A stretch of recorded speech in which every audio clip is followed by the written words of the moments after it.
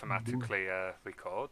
If it doesn't, then oh well. Well, you've now got your previous recording in your VOD. So... Hold on, should we just hold up? Because Dan's still muted. I'm here. Yes, he's here. Right. I'm chilling. I'm here. Okay, so we're gonna start. So to start, I'm just gonna give a brief overview of what has happened. So that's going to be very useful. The party currently consisting of a half-elf bard, a dragonborn fighter, and a warforged fighter have been running a few errands for Lord Steadfast, who is in charge of the city of Karnag. They've cleared out some bandits, and they've also cleared out some guards that he does not know about. They've found some scraps of information regarding trouble to the south of the island. For those joining the party later on, you are on the Shielded Islands, which is a single island of which you will find out about its backstory at a later date. On the island, there's the capital city at the centre of Feldenust, and 3 cities surrounding it towards the edge of the island: Karnag, Radford and Gliston. Our party so far have been working for Lord Steadfast out of the northern city, the seaport town of Karnag. Currently, we've joined our heroes, and we're going to start with Luke. Can you make a Constitution saving throw for me? D20? D20, yeah. And then add your Constitution saving throw. 14 plus 3, 17. Okay, so as you might remember, Luke had a certain lady friend over the previous night. He made her a meal, of which it went incredibly well, and he wooed her into his bedroom. Despite the night's activities, you still wake up feeling fully refreshed. Nice. So the party have woken up, you've got up, you know that you need to go see Lord Steadfast. It is just about dawn. What do you all go do? No, eat some breakfast. It's a matter of simple pleasures. Do I what? Do you have any food? Let's head to the pub. I have 2 very big meaty slabs of food, yeah? Oh boy, okay. So you head over to Silver Sapphire, and as soon as you open the door, the innkeeper instantly recognises you and says, "Oh, for crying out loud, what are you guys wanting now?" Food! Breakfast? That's very disrespectful. Right, fine, I will serve you, but then you need to get out. After last time, I don't want you in my inn. And How much do you want? throws together some pork, some bread, some cheese, sticks it on the side and says, "Right, 2 silver each." Sounds good. I'm fine with that. Sure. He takes your money and then points to the door and says, "That's the door, leave when you're done," and storms off. Wow. Clearly the I party only has had forgotten 2 silver, their so- previous encounter. One of them threatened to burn the inn down. That's not true. I remembered that very clearly. It was very true. You threatened to burn the inn down. You just thought he didn't hear you. I think he should just, let live and let die. But it's nicer. No. Hey, get out. Stop playing my guitar. Anyway, you consume your food with bellies full. The sun is starting to rise. What do you all do? Now we'll go and see. We'll go and see. We'll go and see the Lord now. Alright, so as the sun rises, you walk along the seafront over to northern west side of the city, where you start climbing the hill up to the fort of Karnag. You reach the gate, and there's a certain admin there who you can't help but notice keeps looking at Will, sorry, looking at Jimby. Jimby, and then looking away shyly, and Isn't just my says, name. "His lord is waiting to see you," as she leads you in, and When did she leave the house? We had to go get breakfast. She left when we went to Hold, get hold breakfast. on, I've got to write down a note. The admin is behind. Right, okay, we're good. she leads you into a castle, and as usual, in the throne room you can see Lord Stenfast is stood there with his usual grin on his face and says, "Ah, welcome friends." So, hang on, let me bring my notes back up. Once again, I would like to thank you for the services you have provided, clearing out the iron mines and the quarries of the bandits and the ogres we've had roaming around. However, now I need you to move on to more important matters. So, I need as you you to may move not on. be aware, the island is suffering from due unrest at the moment. Unfortunately, I regret to say that it's far worse in the south than it is in the north. As such, I am sending you to see Captain Firth, the city of the guard, down in Feldenust. He is going to send you on some tasks to help us solve what is going on with our bandit problem. Okay. Sounds Right. good. However, What- I am going to make an offer. Before you go, if you choose to remain in my service, I will still have certain tasks for you. If you agree to this, I will continue to pay you well, and you will also get to keep your residence in the city of Karnag. What are we thinking, boys? I'm thinking we go. I'm thinking about asking about payment for the 500th time We've because been it's paid. still yet to be discussed. We've been paid. No, Yeah. he just gives out. That was it. That's a good Also, payment. he's not. No, but now he's threatening to take it away if we don't do a job for him. Man, give you real estate, and you're sat there like, we didn't get paid. No, because he's like, oh, if you want to keep it, you better keep doing job. That's It's called like- mortgage payments, my guy. It's not even like You're in he's the got. real world now. I As say you we keep guys the house. bicker amongst yourself, he raises an eyebrow and says, "It's easy to forget that you're so useless at times. All you need to do is go down south to see Captain Firth. All I am asking is that you continue to do the occasional task for me, of which I will continue to pay you for, and you will also get to keep your house here." I think that's It's fair. time to ask his admin how useless I am. I thought Luke was already doing tasks for the admin. He latches onto that statement and says, "So are you the reason why she was late into work this morning?" Slightly. As long Slightly. as she's not Bit late of in brekkie anything in it. else. He laughs and winks at you and says, "Nice catch, lad." Nice. Ah, a fellow Thanks. fisherman, I see.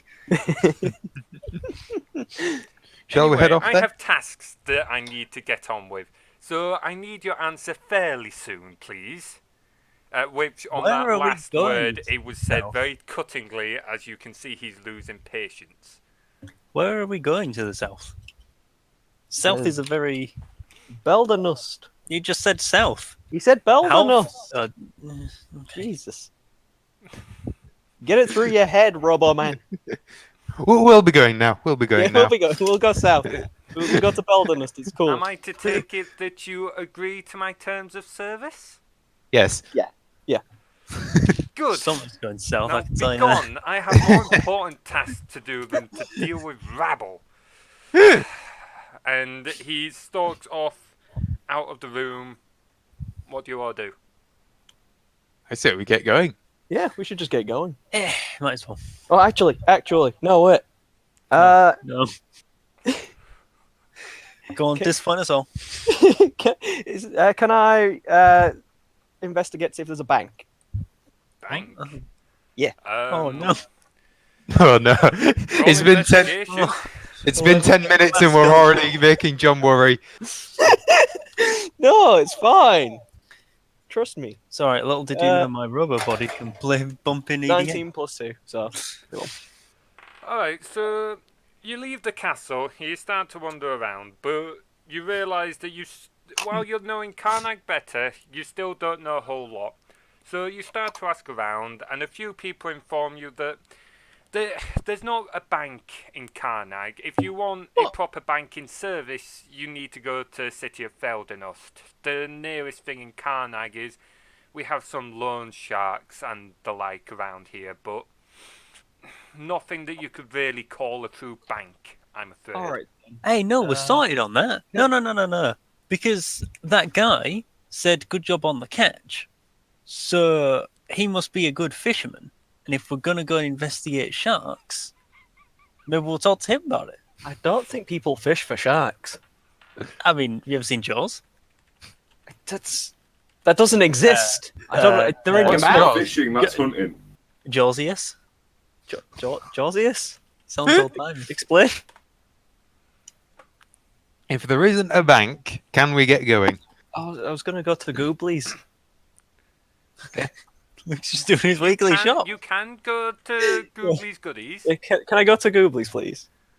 Okay, so What the fuck is that? It's Gooblies Goodies. It's my goblin boy. okay, so you Just go head over, shopping, kid. you head over to the southwestern side of the city. You've been there before, so you know what you're looking for. You see the sign outside, open. You walk straight in to Goobly's Goodies general store of good stuff.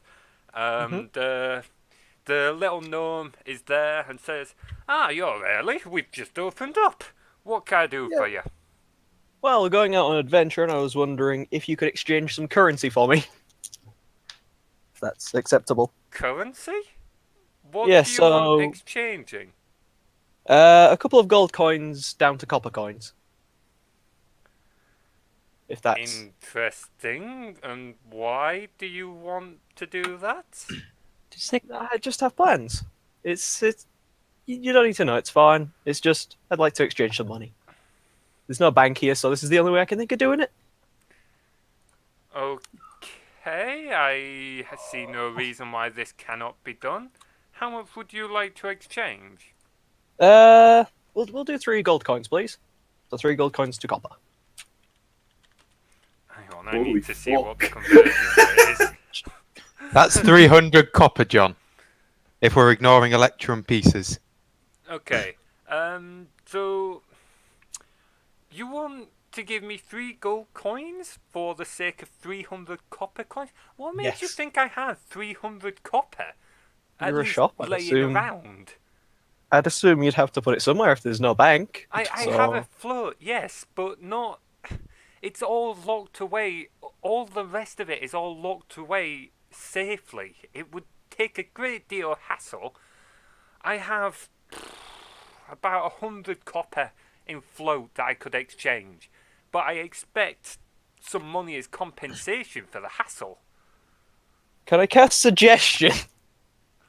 Remind me what suggestion does.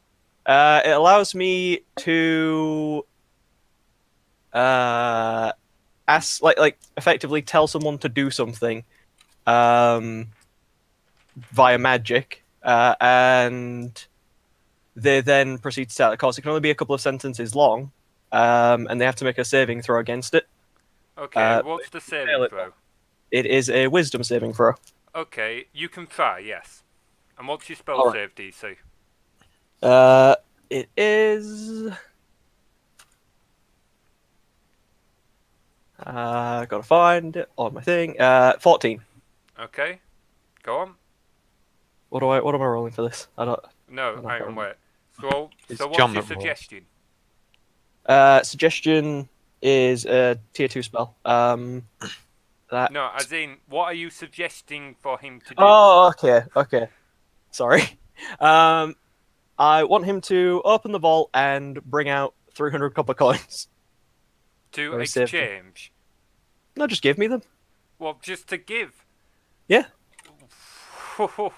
Okay, I'm gonna give him advantage on this because I feel like suggestion is not something that's just gonna. Oh, it doesn't matter anyway. He rolled a natural 20 on his first roll, so Aw. that's not worth. All right, I'll take the 100, and you can have an extra gold coin. All right, sound good? Okay. And he takes the This man extra just gold scammed coin, himself. looks at you, and says, "Okay." He takes your 2 gold coins and he goes behind his desk, gets out his pouch, starts counting out his coins, and then sticks it all in a little pouch and says, "There you go, 100 copper. Nice. Good, nice deal in business with you, sir." I'll see you around, Goobly. We're off on an adventure. And I leave the shop. There's something mildly amusing about seeing John doing the action of giving 100 copper through his webcam. I'm not gonna lie, that was my favourite bit about that. Okay. What do the rest of you all do? Were you doing anything, or were you just waiting outside for? We're just, I was just chilling, yeah. yeah. Okay, Well, so that what would you all occurred. like to do now? I'm ready to go. Yeah, I'm ready Right. to go. Yeah. Okay, so you all go to Southgate and you leave the city and you start wandering down south to Feldenost. It's about a 3-day hike. After an hour or so of walking, you come upon the cemetery known as the Stones of the Damned. Roll an insight check, please, everyone. What am I rolling for that? D20. Insight, yeah, D20. 20. Jesus Christ, what was that? That was me rolling a 3. Oh, into your tray. Yeah. So 3 plus 3, 6. Okay. What was it? Insight, let me get that. I got 16. Plus 2. I got 11. Okay, so Luke, you have no idea why it's called that, or Jimby as I should say.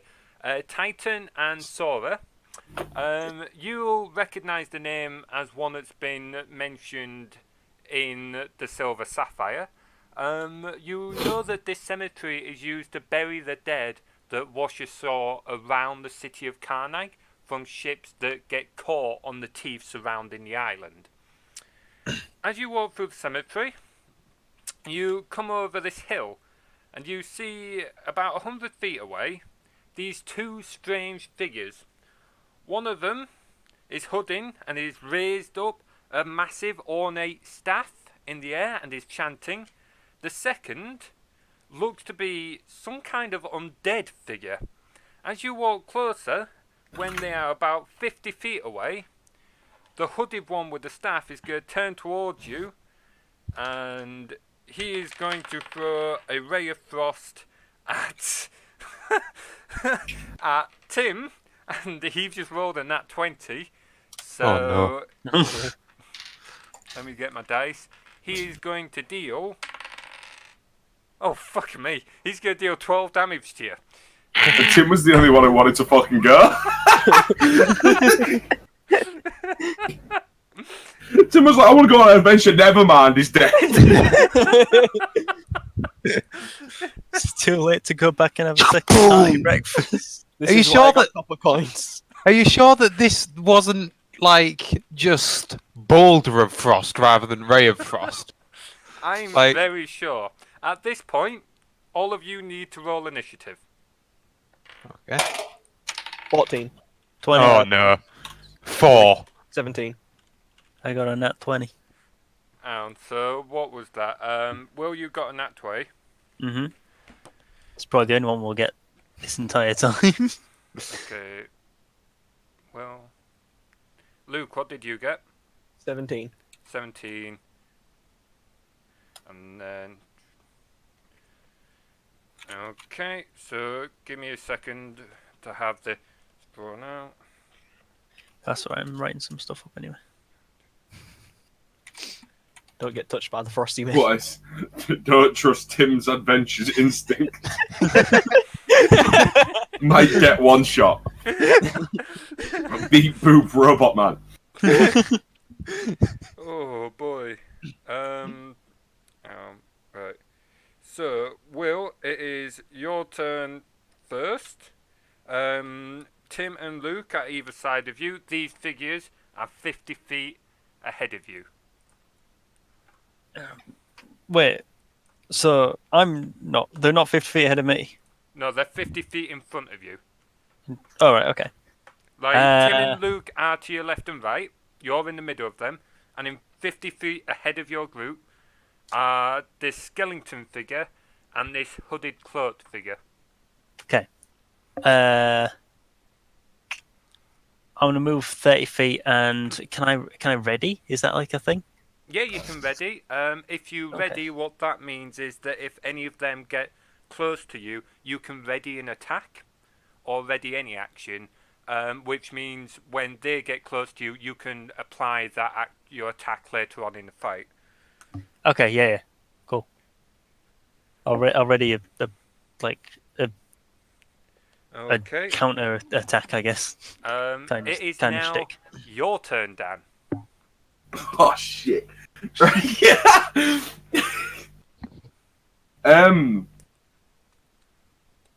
I'll cast Produce Flame. Produce flame. Ooh, who are you casting it on? Seeing as our big rubber boy just moved, Traitor. I'll cast it on Tyre. Okay. Do you want to roll an attack roll? 8 on a D8. No, you need to roll a d20 for attack. Fuck. You can use that for your damage If it hits. if it hits. 18. 18, is that with... Oh, it doesn't matter. Will's arm class is 18. That hits. You rolled an 8, so Will, you Yep. take 8 fire damage as you see this skeleton suddenly produce a flame and he throws it towards you and it just catches you on the arm and you end up with a smell of burnt wood and smouldering iron as it's taken to your arm. Look at what you've done. Was it -8? Did you say? -8. Yeah. 17. Okay, it is now your turn, Tim. I'm going to. You know what? I'm going to have some fun here. I'm going to action surge to dash forwards, and I'm going to absolutely batter that mage who Ray of Frost me. Okay, you get action surge, so that will move you. That can move you 60 feet. Yep. And I'm going to do a disarming strike. Hang on a minute. So I'm going to do a disarming strike on him. Okay. So first off, it's D20. And it was plus. Hang on a minute. +7, so that would be 21. 21. Ooh, crap. Okay, that hits. Oh, yes.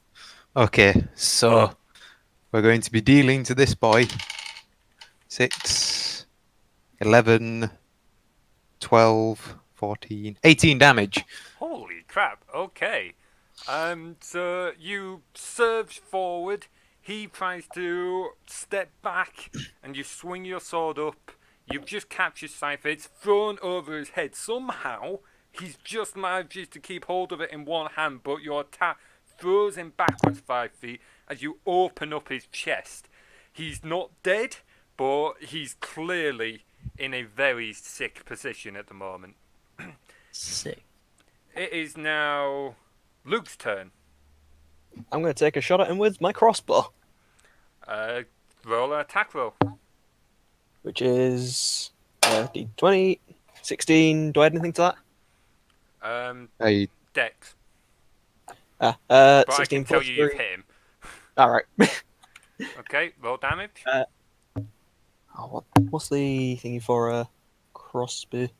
D8. 1. Plus Dex. Oh, all right, 4. Yeah, there we go. Okay, so As- you take a shot at him. You manage to catch him in the thigh, and he drops to the floor. He's on his knees. He's panting. He's clearly really not doing well. And in his turn, he's going to try and make a last-ditch attempt to Can just... I was going to make a bonus action, but Oh, are you not done? Okay. No, I was going to make a bonus action of healing word on Tim. Oh, on okay. Laura. Yeah. Roll for that. I need the thing to see. It's been too long. I think it's 1d4, but It's 1d4 plus your charisma, I think. yeah, spellcasting ability modifier, so That includes proficiency as well. Yeah. 3 plus 6. Plus 2? Proficiency? Or How is it +6? my spellcasting ability is 6. Yeah, that includes your Yeah. proficiency. So Oh, that's 9. Alright. So Yeah, 9 so So overall. 29. Yeah. Okay, so you shot at him, and then you lower your bow and raise your hand and cast a healing word on Tim. Tim, you are suddenly feeling a lot better across your whole chest and everything. Oh wait, yeah, across all yourself, across your chest where you were hit, suddenly warms up, and you're feeling much better. 29 health. Yay. This guy, after being charged by Tim, is gonna try and raise the staff panically, trying to step back, and he's gonna start shouting, "No, please don't kill me!" as he throws his hand out to try and throw another ray of frost at you. Holy fuck! Okay, I'm afraid he's hit you, Tim, Well, and he's I'm afraid that healing did shit, Tim. He deals 2 cold damage to you. So as he Wow. stumbles back, he throws up his hand. He doesn't get a direct hit, but he just captures you on the side, and all your left-hand side is now frozen. You've got icy burns along it. It is now Will's turn. I'm gonna bring it back. I'm gonna throw that spiked grapple right at Dan's head. Dan's head. Oh my god. Actually, let's go for the chest. Actually, Okay, so make a attack using Dex, not proficiency. +3. So D20, yeah. Yeah, 11. 11. What's your AC, Dan? 12. Oh, I'm Oh. afraid you throw that grappling hook at him, but Dan is really nimble and just manages to sidestep, and you just completely miss him, I'm afraid. Goes for my ghostly cut. It is now Is it your my turn, go? Dan. I'm gonna cast Druidcraft. Okay, just to let you know, Tim is right. He's within combat distance of you. He can take a swing. That's fine. Okay. I'm gonna cast Yeah. Druidcraft Remind me and what make it Druidcraft does. unbelievably stormy. I can affect the weather, and I can like do random shit like blow out candles and stuff. Oh, it's going to rain. Okay, what are you He's gonna gonna do? blow out the candles. I'm gonna make it unbelievably stormy. Alright, so Tara, do you have to make a roll for that? It doesn't say anywhere. Okay, tell you what, for a bit of fun, roll a d20 and add your spell attack modifier. Ooh, 16. Alright, so you raise your hands chanting, and suddenly the wind starts to pick up. You can start to feel a splattering of rain. It's suddenly really cloudy, and it's not enough to deal any damage to anyone, but it's definitely off-putting, and kind of creepy how the weather suddenly changed at this skeleton's demand. It is now Tim's turn. I'm going to finish off this mage.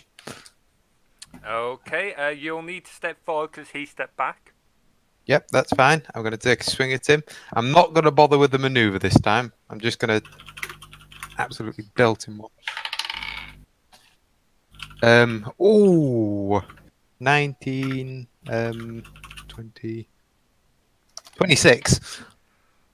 Okay, so you have had enough of this fight. You've had enough of this cold damage hitting you constantly. So you're going to step forward, and you are just going to do a full cut one down his shoulder. And he is going to try and raise the staff to try and block you in a weak attempt. And as soon as your sword hits the staff, it snaps, An explosion spews forth. Do you want to make a dex save, Tim? Okay. A minute. 13 plus 3 is 16. Okay, so you just see it coming. You manage to just throw yourself backwards just before the explosion occurs.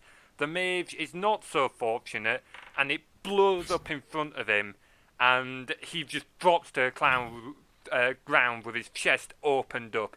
He is quite clearly dead. It is at this point the skeleton figure of Dan freezes for a moment, and you start to see dark tendrils emanating off him and flowing back towards this dead figure of a cloaked man, and just settle around him before fading away. Suck it, blind boy. Okay, so I'm going to say it is now technically Luke's turn, but what do you want to do? I want to go investigate the wizard to see if he had good loot on him. You all do that? Yeah? Bear in mind the skeleton figure? Yeah, I don't want to go near that. I don't know what's going to happen. I don't want to touch that. It's magic. Okay, well, you head on over and you start to investigate this figure. Dan, what are you going to do?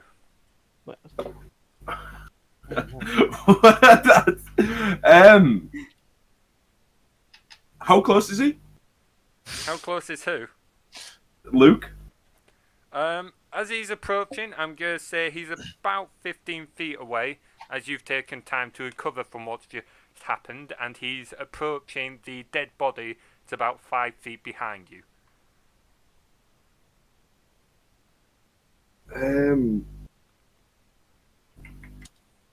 How close is Tim? Tim is literally directly to your left. Cool. Yeah, I'll cast poison spray. Okay, who on? Tim? Tim. Okay, Tim, you need to make a constitution saving roll. I'm not even going to make Dan roll a tap because you're right next to him. And it's a cone of effect, so... 14. What's your spell save, Dan? My spell save is 12. Oh, You- okay. it's So, Dan, so this skeleton figure is going to turn and throw out this purple, disgusting mist.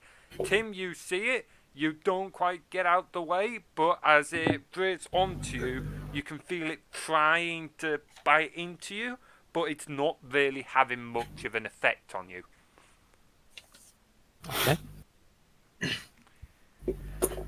What are you guys going to do now? Are you all going to continue fighting? Am I not investigating this dead boy? You Yeah, can we're go... not still going in order. Or what?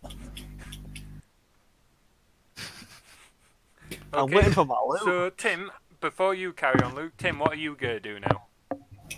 After this skeleton figure has just tried attacking you. I'm actually going to stop and ask the skeleton what he's doing. Okay. Dan? Skeleton boy. Right. Mr. Skeleton boy over here. No. I get up and shriek at the top of my lungs. And that is all. I just ghostly shriek of Okay, what... Luke and Will, what are you doing while this is going on? I'm gonna run up and take a swing at the I'm screaming. still looting. I'm still looting. Okay, Luke, you're over at the body. I will deal with you in a minute. Will, make an attack roll. Let these two deal with this. I don't know what's going on. 9? 9, I think. What did you roll? Roll a 7. What? Add your strength. Oh, 5 plus 2 for the Okay. proficiency bonus. So 7 plus 5 plus 2 is 14. You hit Dan. Roll damage. Yeah, boy. What am I rolling for damage? I've Um, forgotten all this stuff. You've I can't got a remember. warhammer. Use it two-handed, so D10, and then you add your strength. D10. Ah, well, I do a D10, and then when we come to, we're doing damage at the moment. Yeah. Yes. And then you Right. also I get. think to I inflict- also get. Yeah. I get 1 plus D4. I think Yeah, he does. I have it written down here. Oh, what's your It's a archetype? proficient melee.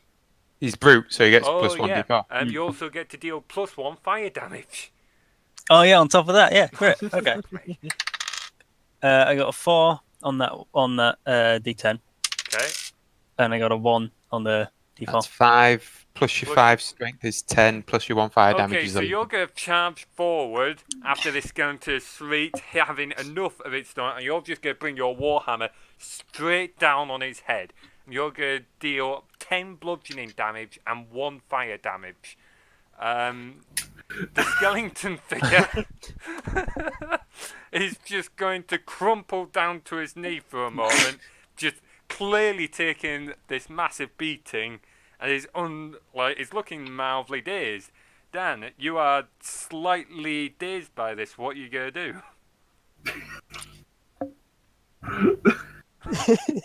I'm gonna cast Druidcraft again. What do you want to do now? I'm gonna make it snow. What? Okay. Okay, roll Hey, a I like d20 the snow. again. Actually, I might have changed my mind. 11.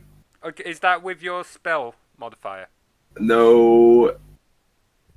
It's 13. 13. Wait, with your spell attack modifier? Oh, my attack modifier? Yeah, No, it's 15 then.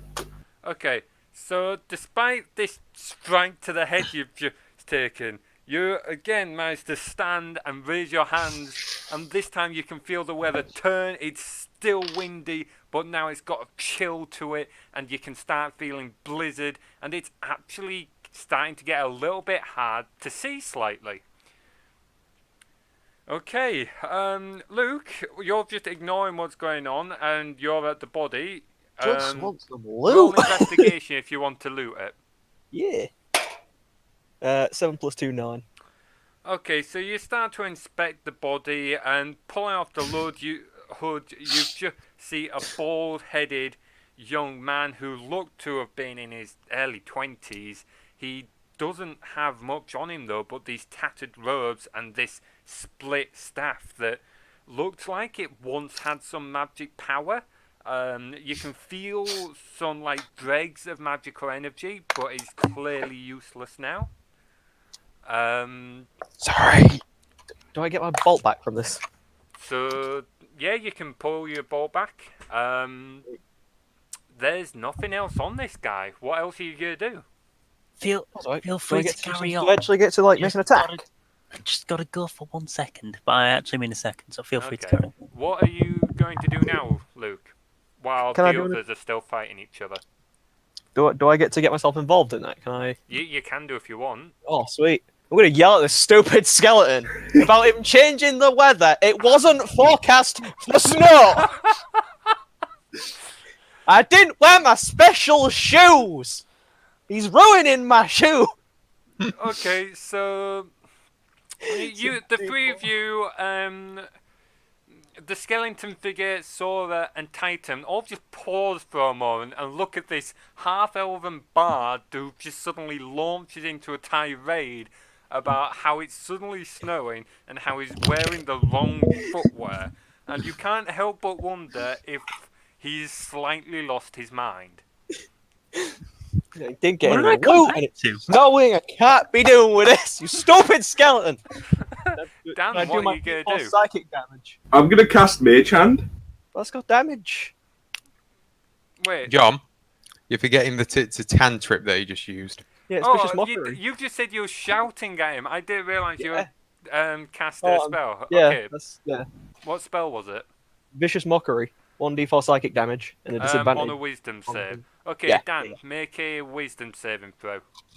Oh, boy's dead. Give me a sec. What do I roll?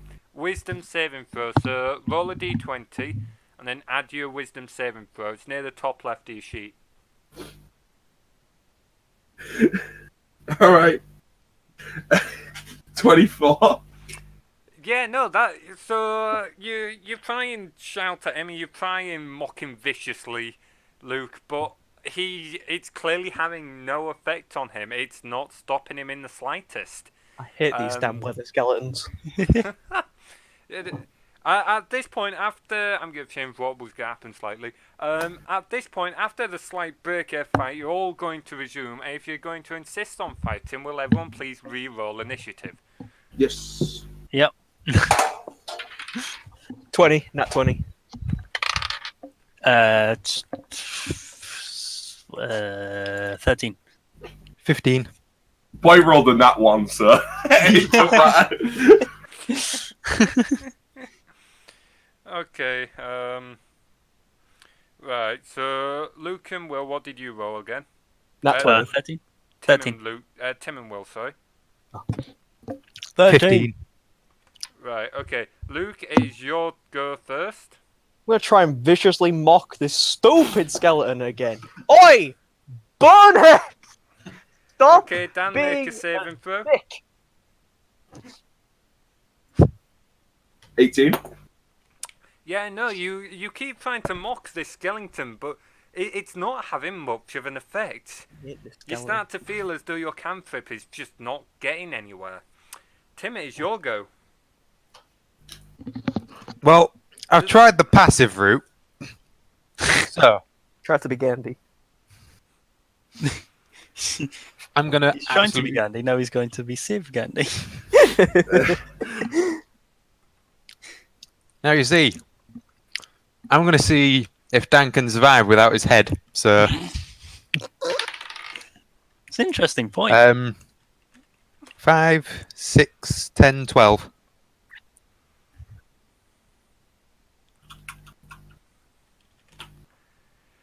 Yeah, no. So, is that a hit? Is that your attack roll? It's 12, yeah. Okay. that's my attack roll. Yeah, you've hit him. Okay, right. This is a disarming maneuver. Disarming of the head, but still disarming. More like a beheading maneuver then, but okay. So it's 7, 11, 13, 17 damage. Okay, so you've quite clearly had enough, and this skeleton figure is really starting to do you nothing. So you're just going to step forward, and you're not even going to take a full swing. You're just going to go and punch him with the pommel of your sword, and it just collides with his skull, and he just drops back, and you hear a clattering, and some of his bones suddenly just fall apart at the joints. You can still see him twitching, but he's not dead, but neither are you sure if he's actually alive at this point either. Dan, you are now knocked unconscious. Is it my go? No, that fight's over. Why? I am literally unconscious. I have something to do. At the end of this fight, you three get, I'm going to say, 100 experience each. Yay. So you kind of stand there. The weather's still really snowy and blustery, and it's starting to get rather nippy. What are you going to do with the remains of this skeleton in front of you? Well, I know what I'm going to do. I'm going to try and pull an arm off. I mean, think about it, right? On my inventory, I have an eyeball, a rib cage, deer teeth, small iron nugget, pinky finger, dead red bird, normal dead bird, and I want an arm to add to that. So I'm going to try and get an arm. You never know, it might come in handy. Can I just warn you that he's a magic skeleton, so it might not go well? Okay, so He's you step unconscious. forward. Magic Can wand them. you grab an arm? You try and pull it off. Can you make a strength roll for me, Dan? Please, can you make a Constitution saving roll? What am I rolling for strength? D20. You D20 is the one you use for when you're rolling skills, your abilities, stuff like that. Okay. But you want me to roll a Constitution? Yeah, so D20 plus your Constitution modifier. Did I just like skip? 17. Okay, wait, Will. 5. Yeah, no, that matters. 12.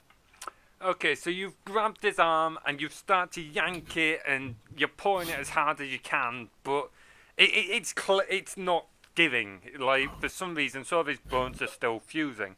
At this point, you can start to see some of the bones that have disjointed a little bit are starting to shift back towards each other a little bit. Oh no.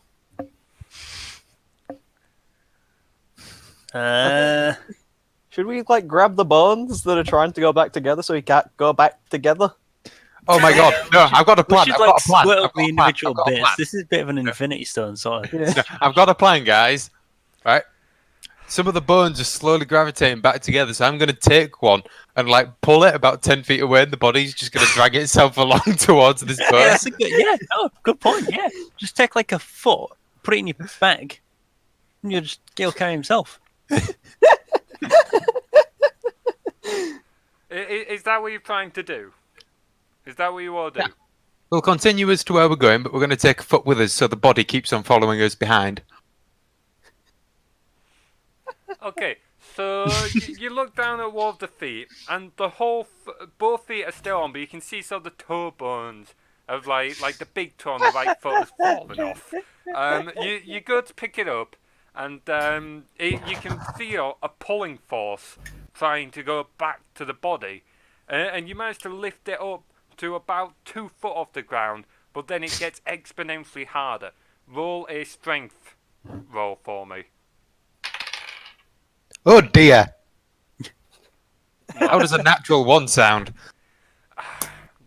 The toe pulls you off. Okay, so you try and pull it, give it all the best you can, and you suddenly feel you need give, and it just flies back, pulling you with it, and you're just thrown over this body and just face plant the ground as the toe snaps back into place.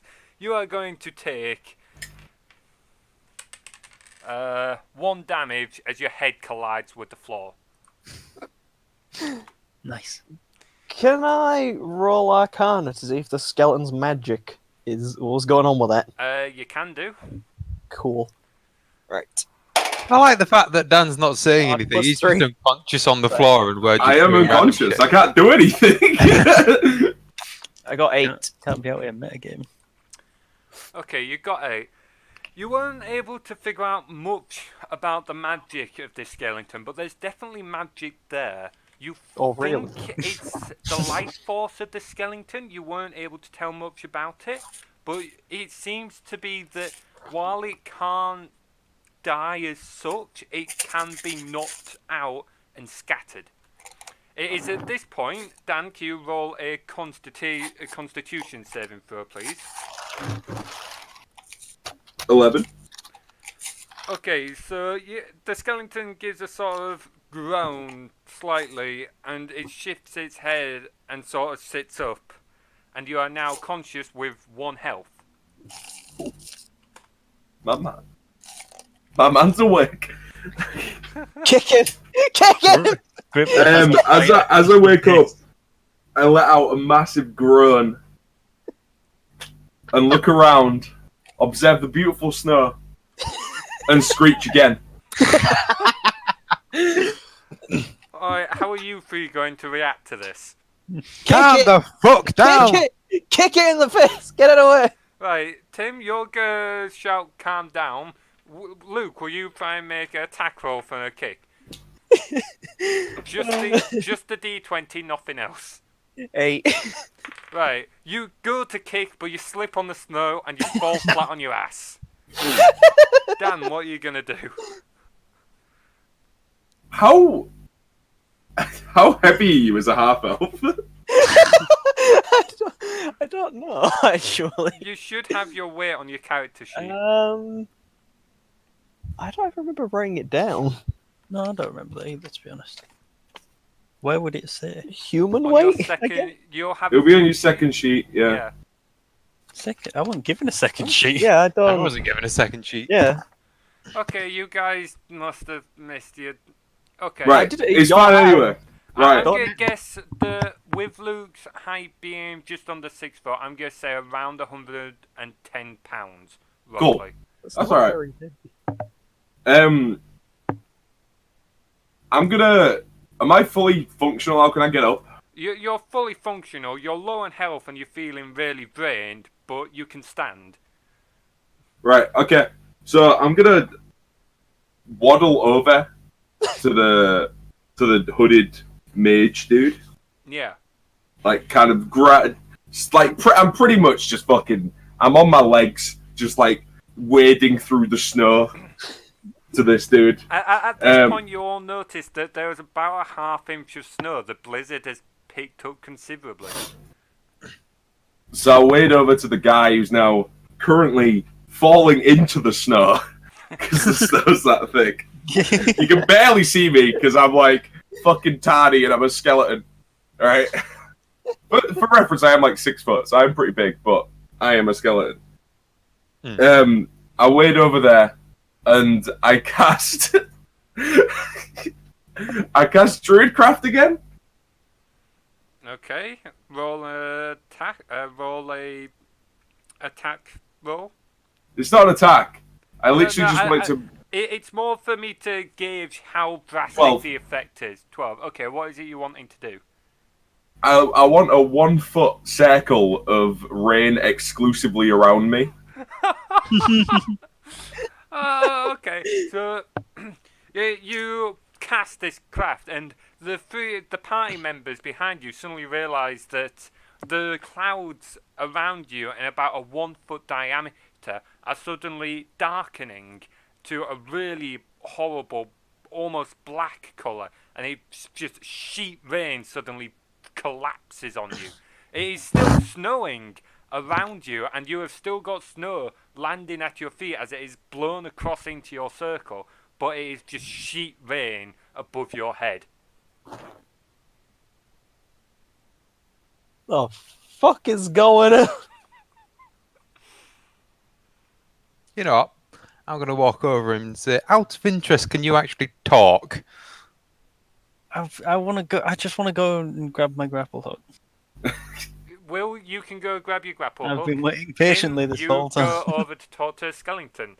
You two have at it. Nah. You know what I mean in terms of talking. Why did you ask So, to? can you actually talk? In a ghostly response, I say yes. You got to do the voice. Do you want me to do the voice? Yeah. Yes. I love it. There you go. Could you explain what's actually going on here? Because we've just kind of wandered over. I got hit by some mage, and then I hit the mage back considerably harder. And now people are dead, so I'd like an explanation, please. You invaded my land. What do you think was going to happen?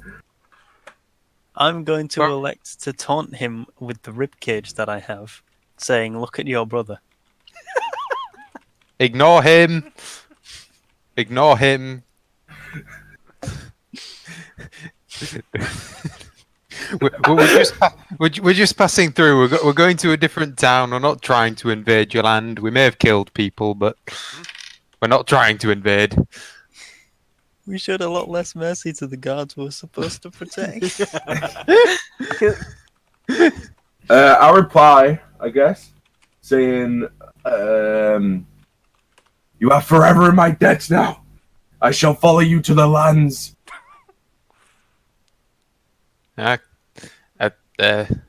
Okay.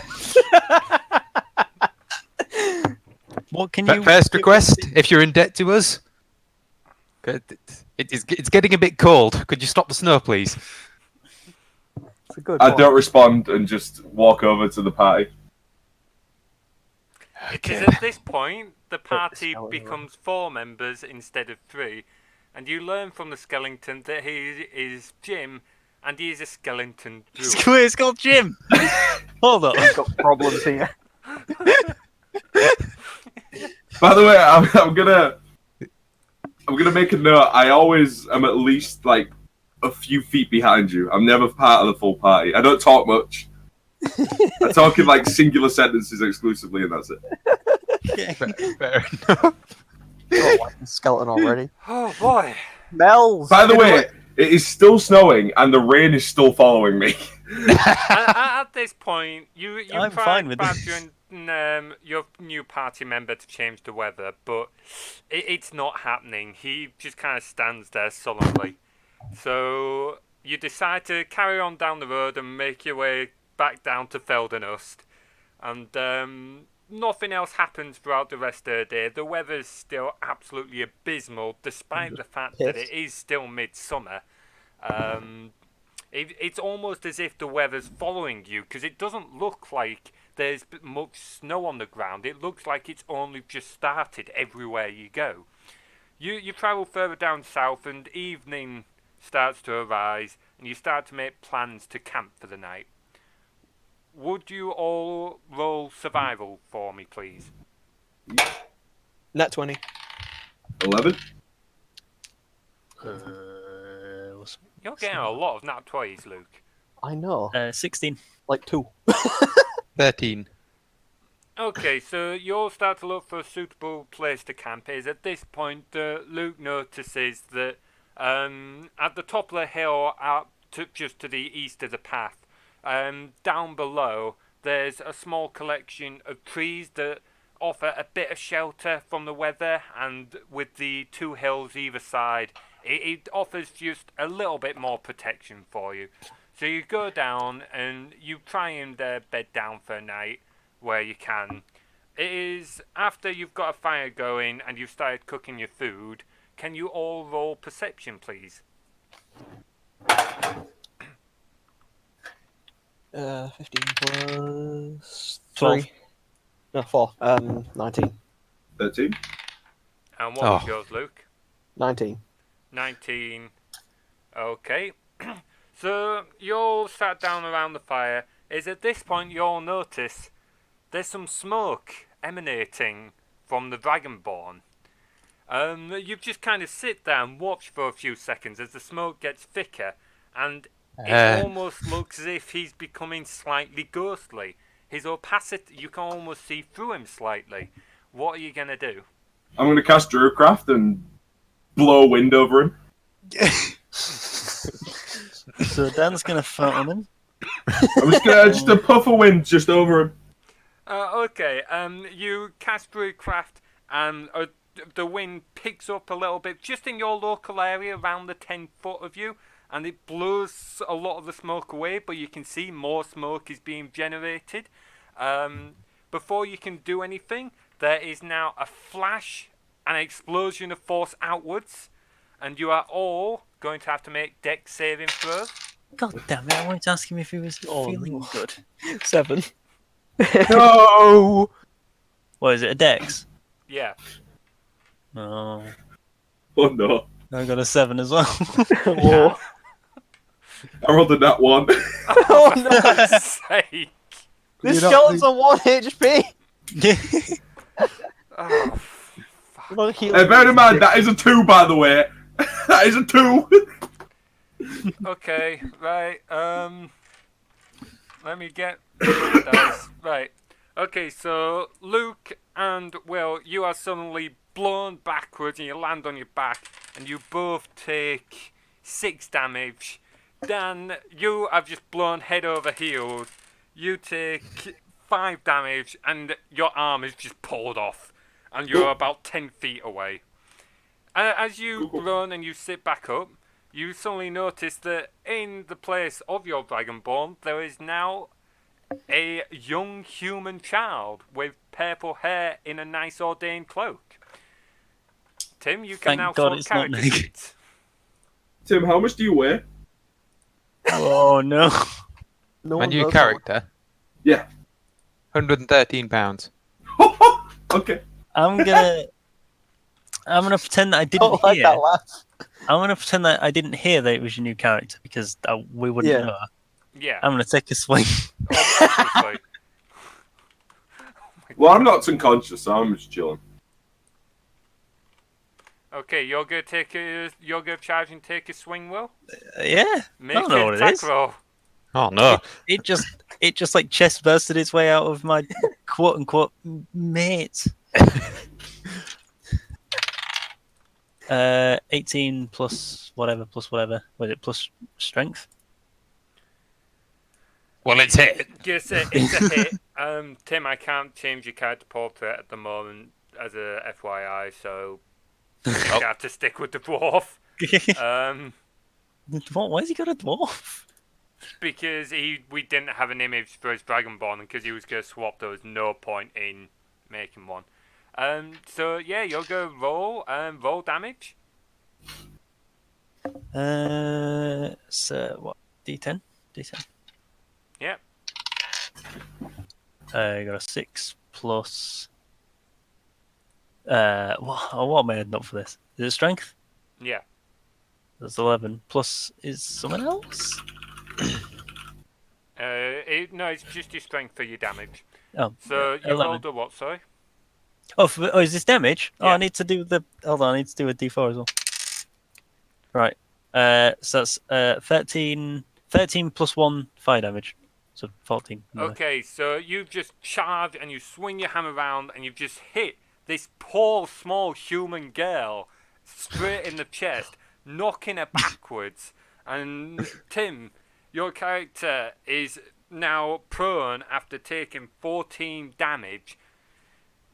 What do you all do?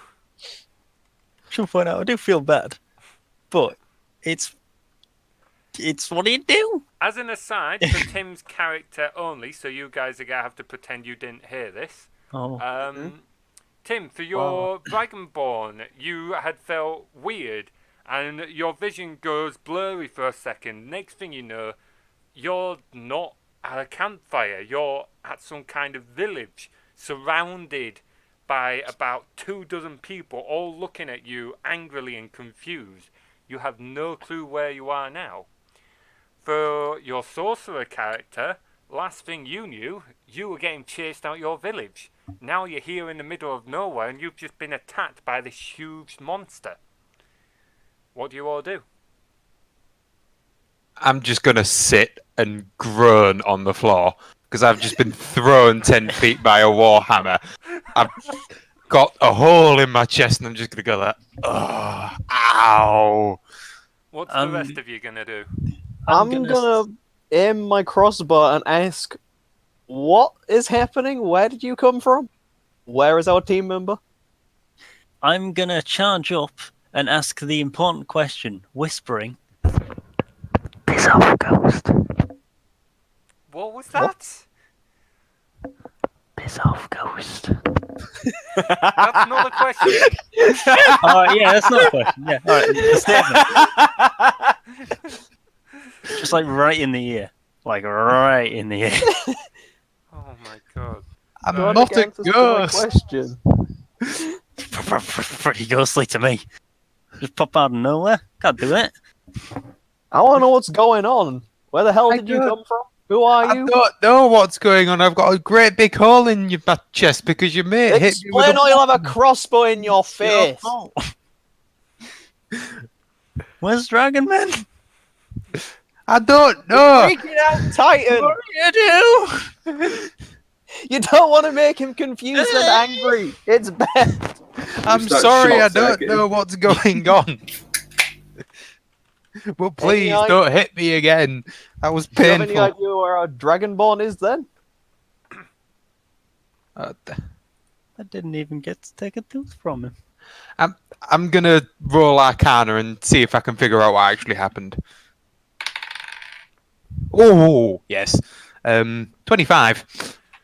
Okay, so you managed to placate these strange people who are suddenly threatening you just for long enough for you to sense the magic around you. You can definitely tell some powerful magic was just cast, but the magic essence of it is already fading away. after some moments analysing it, you start to realise that a body swap spell has just occurred. Okay. I could not. Oh, do we know that? No, What you, happened? Tim knows What that. happened? You Tell don't. us. Okay, I'm gonna put my hand out to make them stop for a couple of seconds, and then say, I think I know what's going on. I can tell by the magic. I think I've just been swapped with your friend. So your friend is probably where I just was. They kidnapped our mate. Where is he? He's Where were you? I, I was getting chased out of my village because I was being a bit of an ass. Oh, we got another one. Just the same replacement. Nothing's gonna change. Yeah, but this one's smaller. Good point. Smaller is always less good. Okay, I'm going to stand up now. Now that I actually know what's going on. Okay, so after this strange development, you all start to talk. You learn about this new character. I am still unconscious. Yeah, fuck yeah! You change the weather, you don't change it back. You can Actually, stay over there. I'm gonna. No. I have a. What was it called? a common health potion. Alright. You eat that down his throat. Just get that down there. Okay, so you just roll insight for me, Will, What does a skeleton drink a before you potion? do. Don't point that out. Insight. What's my insight thing? +2.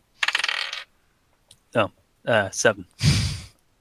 Okay, so you don't really, you feel like something's bothering you, but you don't really think about it to start off with. I've just swapped the wrong image. Oops.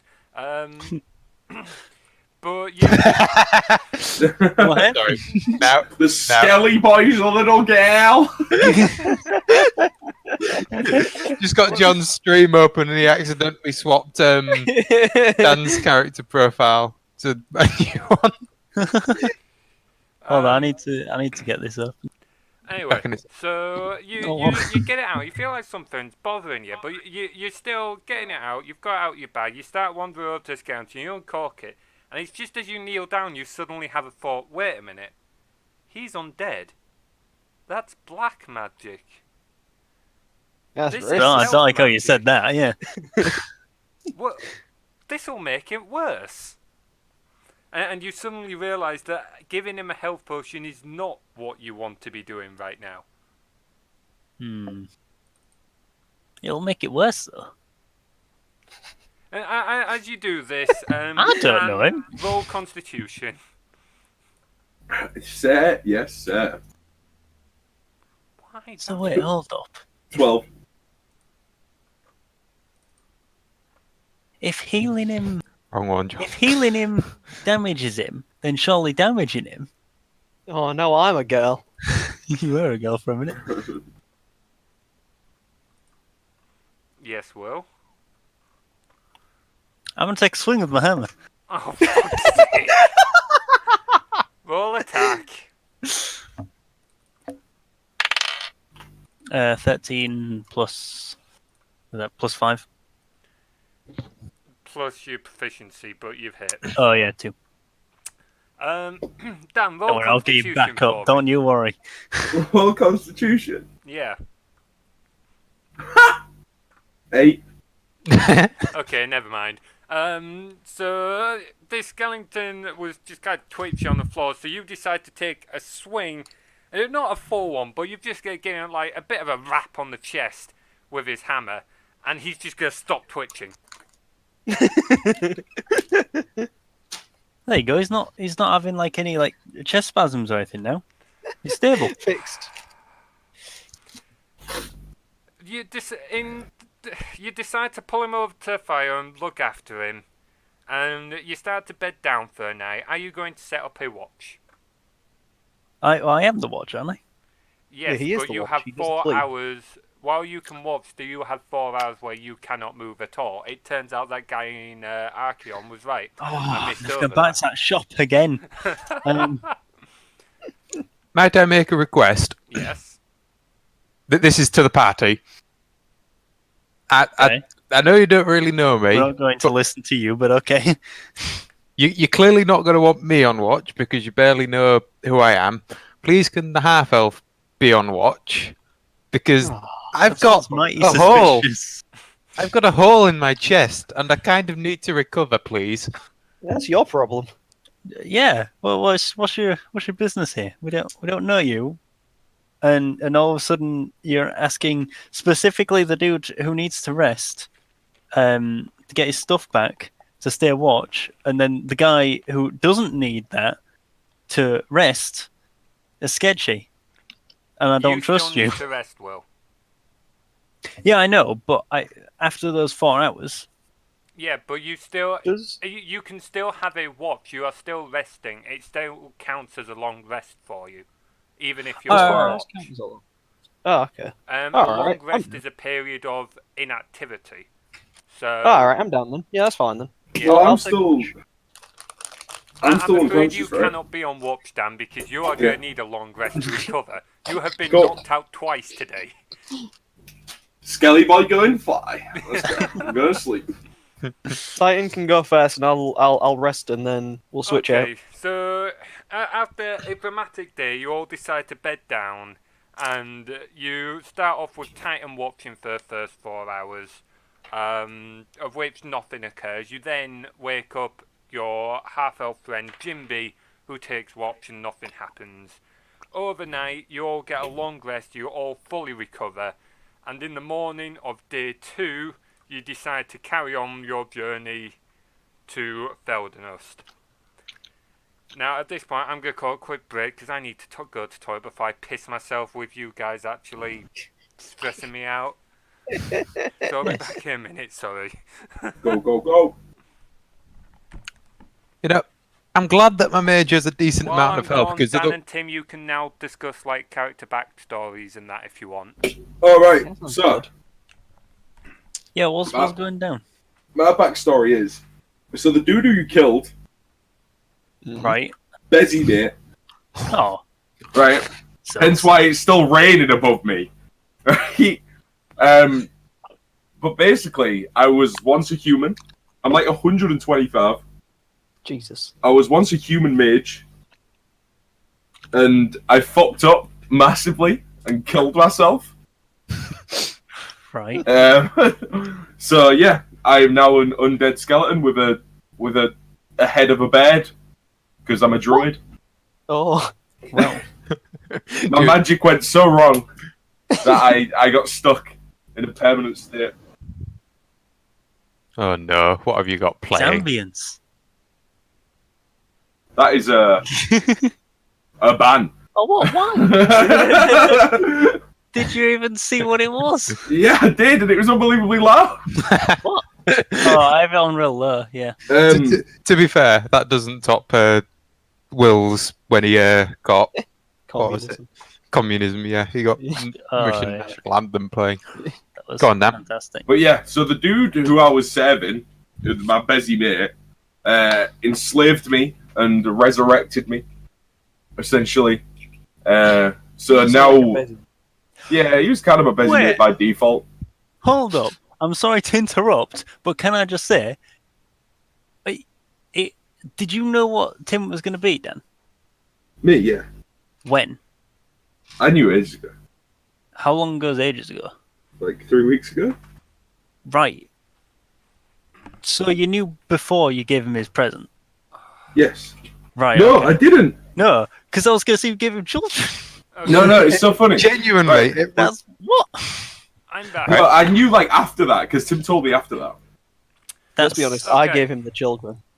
So you've all rested. You're all at full health. Dan and Tim, you should have. We'll say you've got about 1,000 experience for now, so you're on par with these guys. Cool. I just need to put all your healths back to full for the stream. Cool. Okay. Mine's 19, by the way, not 13. 19. Yeah. Oh. Not shit. much. Help. Oops. But yeah, you can know my backstory. No. Okay, cool. Okay. I assume Tim was just like a little mage thief. okay. Tim, Bit of what? backstory on mine. I was born in a small village of incredibly powerful sorcerers known as Crimson Demons. Oh, Right. And Like and however, as I was being raised, they were like, "Oh, you need to learn a wide variety of magic. You're incredibly powerful. You can learn anything you want." And my character said, "No, I'm only learning cool stuff and offensive magic." And offensive as in like middle finger, or offensive as in As in blow Offensive. people up. both. Offensive as in vicious So, mockery. wait a minute. So he's a terrorist. That's what you're saying. I mean, you're not Well, wrong. the funny thing is, my character started getting really, really irritated with them, pestering them and pestering them and pestering them. So eventually, they just decided to go on a rampage through the village and then try to run off. And next thing I knew, all of a sudden I'm here. So you're just a little shit. Great. I'm not listening to any of your suggestions. Yeah. I should have bolted you in the face. Okay, Sure, so damn jig. after the evening of rest and learning more about your new companions, the party dynamic has changed somewhat, and you're not quite sure what's going to happen when you reach the city of Feldenost. Nevertheless, you wake up and get ready to move on in the morning.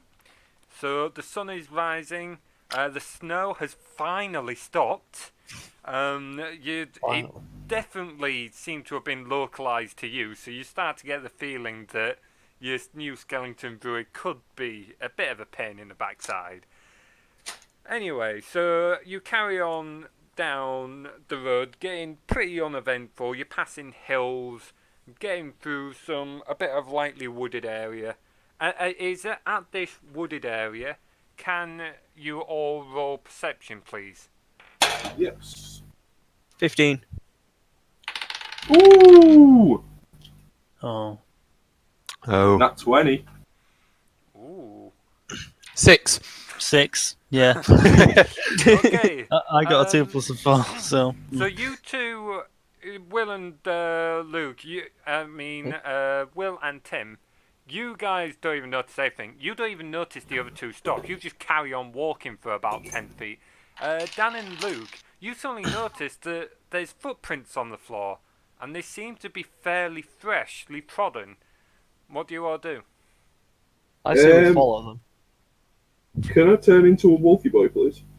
You can do. I'm going to have to Google stats for a wolf. In fact, no, I've got a wolf. Wait, hold up. It's a skeleton that turns into a thing that eats bones. This doesn't sound like a good idea. I used to be a mage. Do you know what one of my proficiencies is? Animal on. handling. Mages? No, I'm really fucking good at medicine and I can't use any of it. Okay. Dan, I'm going to say maintain your health. Your armor class is going to become 13. And your attack becomes a bite, of which you get +4 to hit. And the damage of it is 2d4 plus 2. It is at this point, roll perception with advantage, Dan.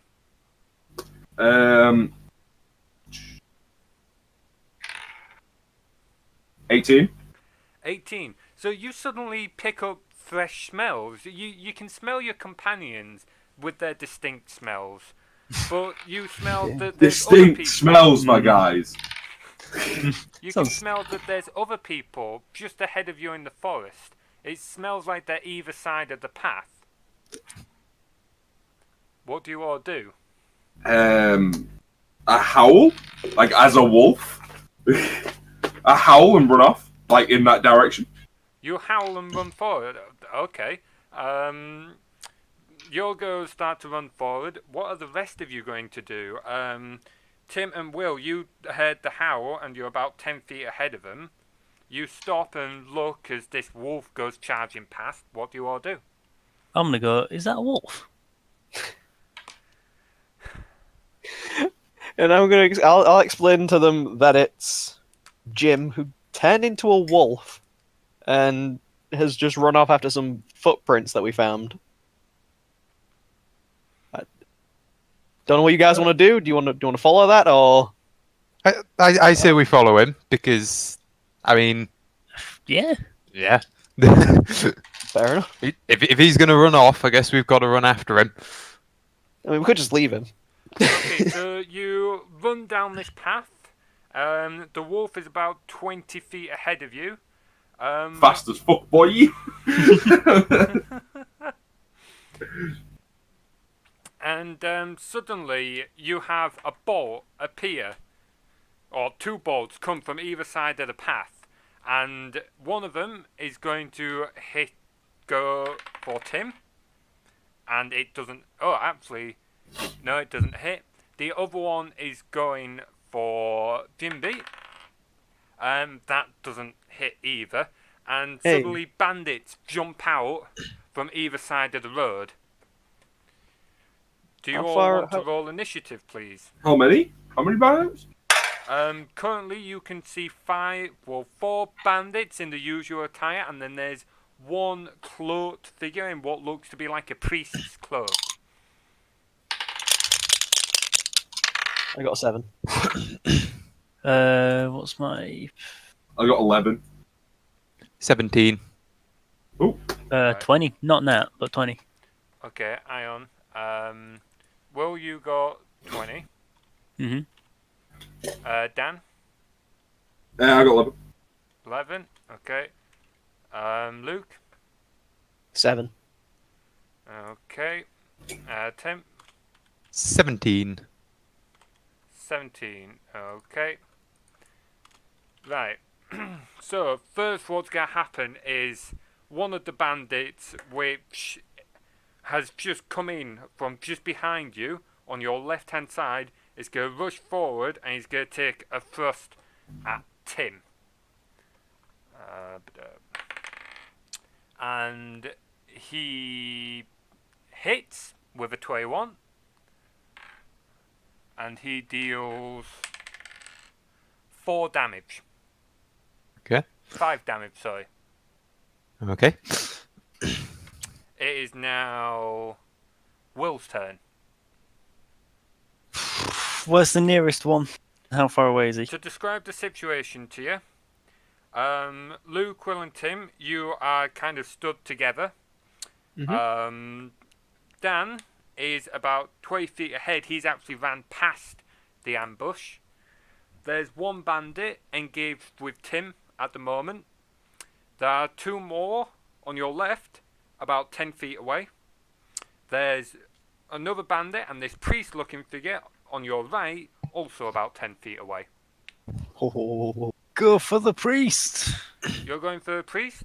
I'm gonna throw the grapple hook at him. You're going for the grapple hook at him. Make a dex roll. No. 5. 5. Yeah, you get your spear, you get your hook and spear now. You swing it around your head and you throw, and it goes nowhere near him. It is now Tim's turn. Hmm. Okay. That guy that took a swing at me, Yeah. well, I'm going to activate my mantle of flame, Okay. and then I'm going to chromatic orb him in the face. Whew, this seems slightly dramatic, but okay. Make your attack roll and remind me what it all does. Okay, so first it's standard attack roll. Okay. For which I got 26. Okay, that I can confirm that has hit him. In a minute. And then it's 3d8, and because I've got my mantle of flame going, it's already +5 for my charisma modifier. Minute. So it's 3d8. Yeah. So 2, 10, 14, 19 damage. Holy crap! Okay, so this bandit has just taken a swing at you, and he's just swung. He's just cut open your lower arm, and it's just more annoying for you than anything. And suddenly, fire bursts all around you as if you're on fire yourself. And you're just going to raise your hands, summoning this great big sphere of flame. I'm assuming you're going for fire damage. Yep. And you're just gonna shove it towards him, and it's just going to roast him alive. And he just starts screaming as he burns up, and he drops to his knees. He's not dead, but he is. He's not really dead. He's not dead. But he is badly wounded and dazed and groaning, and it doesn't look like he's going to get up very easily. It is now another bandit's go. He is going to step forward and take a swing at Will. Oh. And he misses. He takes a swing and he just glances off one of the armor plates of your armor. It doesn't even hit. It is now Dan's turn. How far am I? 20 feet. Yeah, 20 feet ahead. you're about 20 feet away from the fight. The nearest bandit is about 15 feet away from you and is currently engaged with Tim. Can I move and then attack him, yeah? Yeah. Cool, yeah, I'll do that. Okay. You'll go run over to the third bandit. I'm bite his butt! Okay. Do you want to roll for that? Ooh, 21. 21. That definitely hits. And then a 2d4. Give me Plus a one. sec. Oh, plus 2, sorry. Oh, wait, no, it's Uh, plus your strength, sorry. Which is -1 anyway. Oh, so it's 2d4 minus 1. Right, Oh, no, it's 7. it is plus 2. Sorry, I'm not used to transformation spells.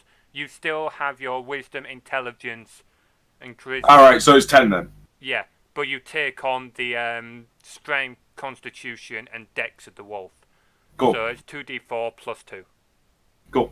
10. 10, okay. Yeah, as this guy's... He's on the floor, he's just been roasted by Tim, and you're just going to come up behind him and just take a big chunk out of his neck, and blood splurts all over, and he just kind of shakes once, and then drops to the floor. He Can I is howl in dead. success? You can howl to your heart's desire. There you go. Okay.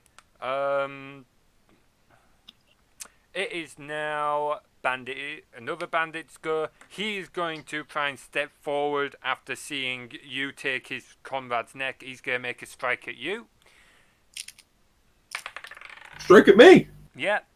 And Shit. he doesn't hit. He takes a strike, but you're able to just sway back on all fours and it misses. It is now Luke's turn. Am I in the middle of like these two being attacked? So there's like one of them on my right, one of them on my left. As So in, Tim's just in front of you, and he's roasted one of the bandits. Just beyond Tim is Dan and another bandit. To your left is Will and another bandit. There is still 2 more bandits.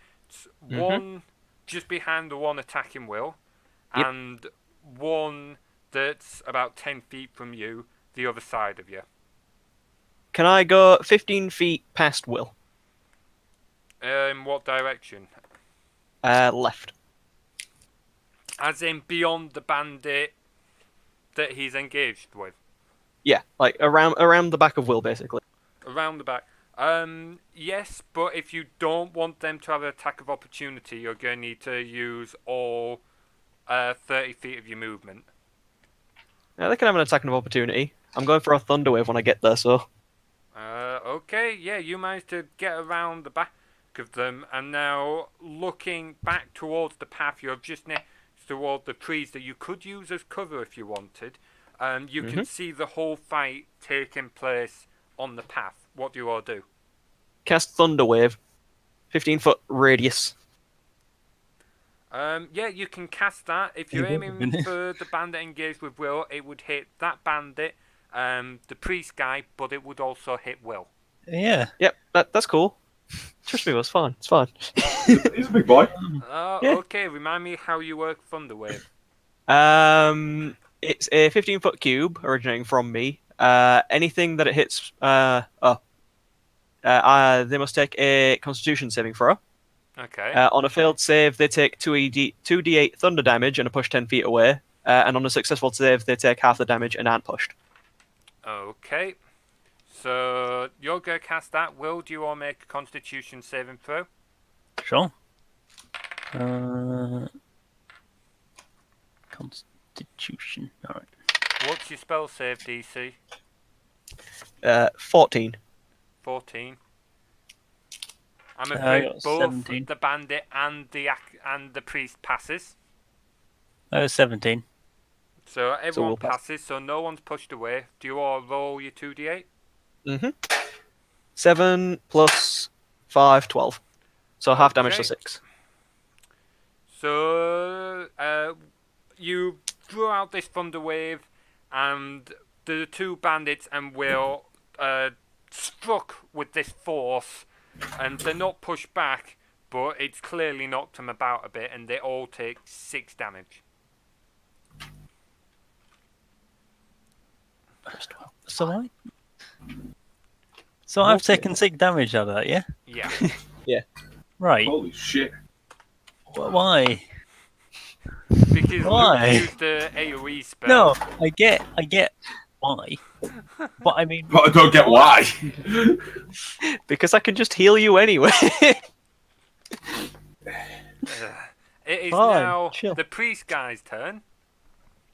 He is going to cast a bless spell on 3 of the bandits.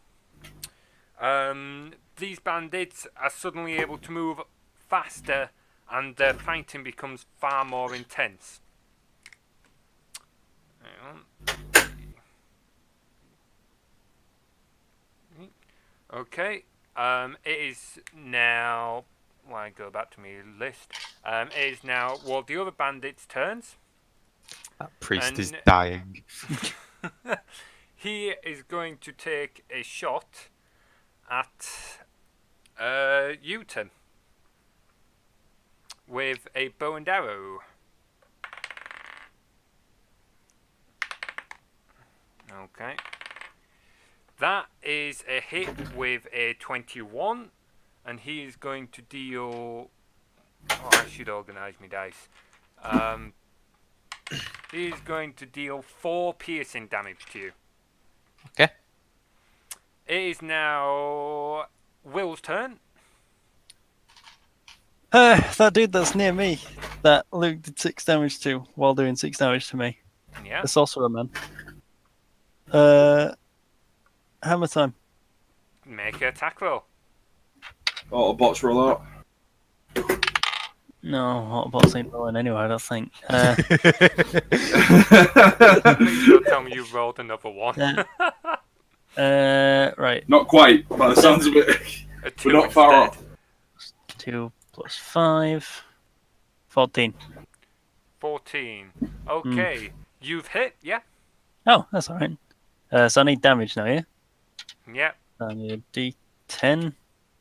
Well, then they're D4s. Oh! I dropped that one. I got 4 and 2.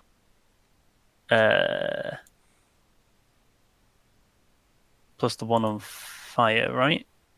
The D20 Yeah? plus the D4 plus your strength modifier. Wait, D20?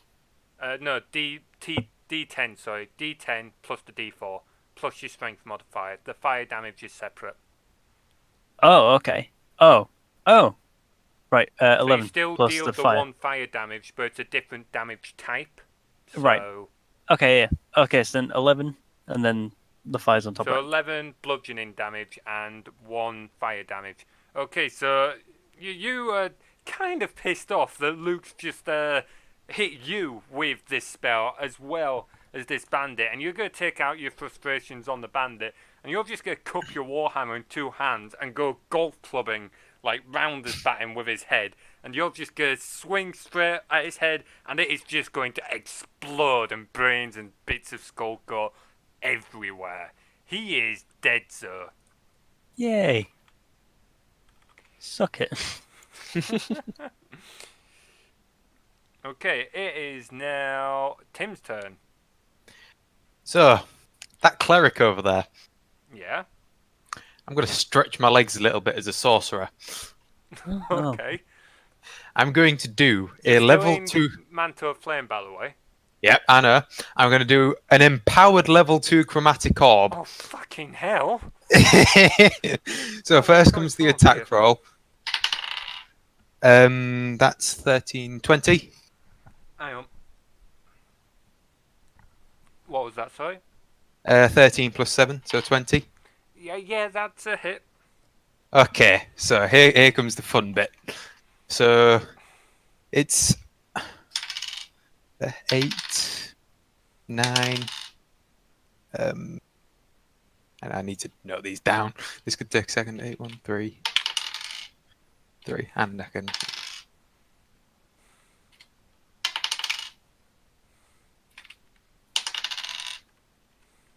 Okay, so that's 5, 10, 21, 26 damage.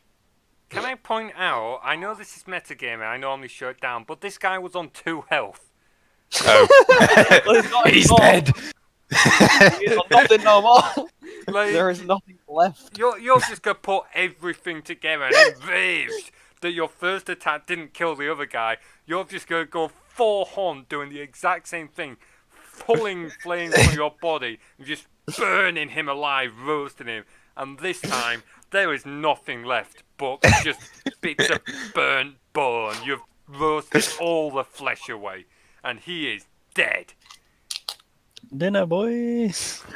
Oh, there's nothing left unless you plan on feasting on You bones. said burn. Yeah, Yeah, there's bones. Like, that's it. Dan's a wolf. Okay, it is now Dan's turn. Right. So how close am I to things? You still have this one bandit, just in front of you that struck you earlier, and there's another bandit to your right, about 15 feet. I'll go for the guy in front of me. I'll bite him. Okay, go on, make an attack roll. Give me a sec. Let me get my. There we go. 18. 18. Okay, so you go to bite him, he's going to try and parry you off with his sword, but he completely buggers it up, and you're able to get straight in there. Roll damage. Cool. Oh, 9. Ooh, okay then.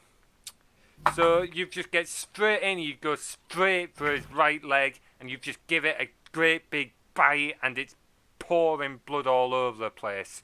As you jump back to disengage, she's howling out a yell of pain. Can I also howl back? Yes, you can. I howl as he howls. It is now this guy's go. I'd like to And disadvantage he's going to his. attack you, Dan. Can I disadvantage his attack roll with cutting words? Is that a bonus? I can No. do it before a creature within 60 feet makes an attack roll, or ability check, or damage roll. Okay, how can do then? How It's does it work? one of my bardic inspiration dice, so D6. So it takes away a d6. Yeah. Okay then. I got So, 5. I'm afraid he still hits. Damn it. God damn. He's going to make a strike at you, Dan. When I find what I've done with my d8, there it is. Okay, and he's going to deal 11 damage. My man's chilling. He's just going to bring, after you jump back to bite him, he's just going to bring his sword round, and he's just going to leave a great big gash open down the side of your wolf form. Can I howl back at him? Yes, we just have a you howl can. You can competition? howl back in anger. I like the idea of Dan's wolf just constantly howling all the time. Oh! It is now. It's not a very ferocious howl. It's kind of like a mediocre one. It is Luke's go. I would like to heal Wolfie Boy with healing word. What's the range on that spell? It is 30 feet. 60 feet. Oh, the way you did damage to him. Okay, Oh yeah. no! It's too late. You've already said it. You've Yep. already said it. And I'm going to say... You did that, and then you didn't heal me, even though you hit You were me. missing 6 HP. Leave me alone. Yeah, but at least it Yeah, would have healed me. because while I'm going to say that while he has transformed into a wolf, at his core he is still undead, so you cannot. So roll your d4 plus your spell. What is it? A d4 plus your what? It's a D4 plus 6, so 8. 8. Okay, so you're going to shout out this healing well, not really think about it, and this word of power is going to fly towards Dan, and it's going to hit him, and he's just going to shriek out a howl of pain before collapsing to the floor. You've just KO'd your own teammate. Is he in dead saving throws now? Yes, he is, but it doesn't quite work the same for his dead. Am I unconscious now? Yes, you're unconscious. So I'm now a skeleton again instead of a wolf. Oh, actually, that's a good point. Yeah.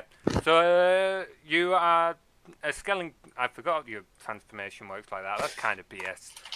So he lets out a howl of pain and collapses for a moment before he reverts back to his skeleton form and stands back up.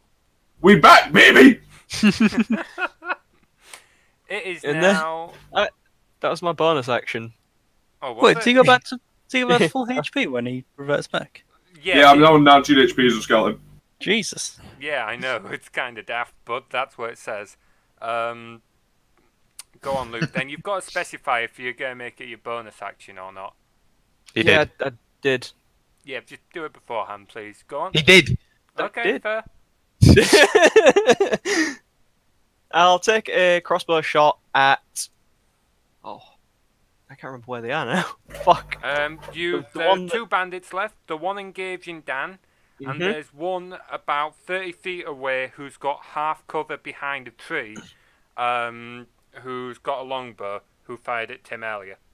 I'll take the one going at Dan to try and make up for my Okay, paw. make a attack My roll. paw. Oh, that's the wrong dice. I threw a D10. D20 for your attack roll. Not 20. Nat I 20. did throw a D. Is it a D10? No, D12. So yeah, that was natural 20. Yeah. Okay, yeah, that's hit. And roll damage and roll. What is it? A D8? D8. Yeah. Roll 2d8. Because you've just got a critical hit. 5. 9. Plus your attack modifier, plus your dex. 12. 12. Okay, so after realising your mistake, you're going to just bring your crossbow back up and you're going to take a careful shot at this guy and you're just going to fire it off. It's going to hit him straight in the eye and there's nothing, no twitch or anything. He just slumps straight to the ground dead. At least I could help. Rather than being a fuck up.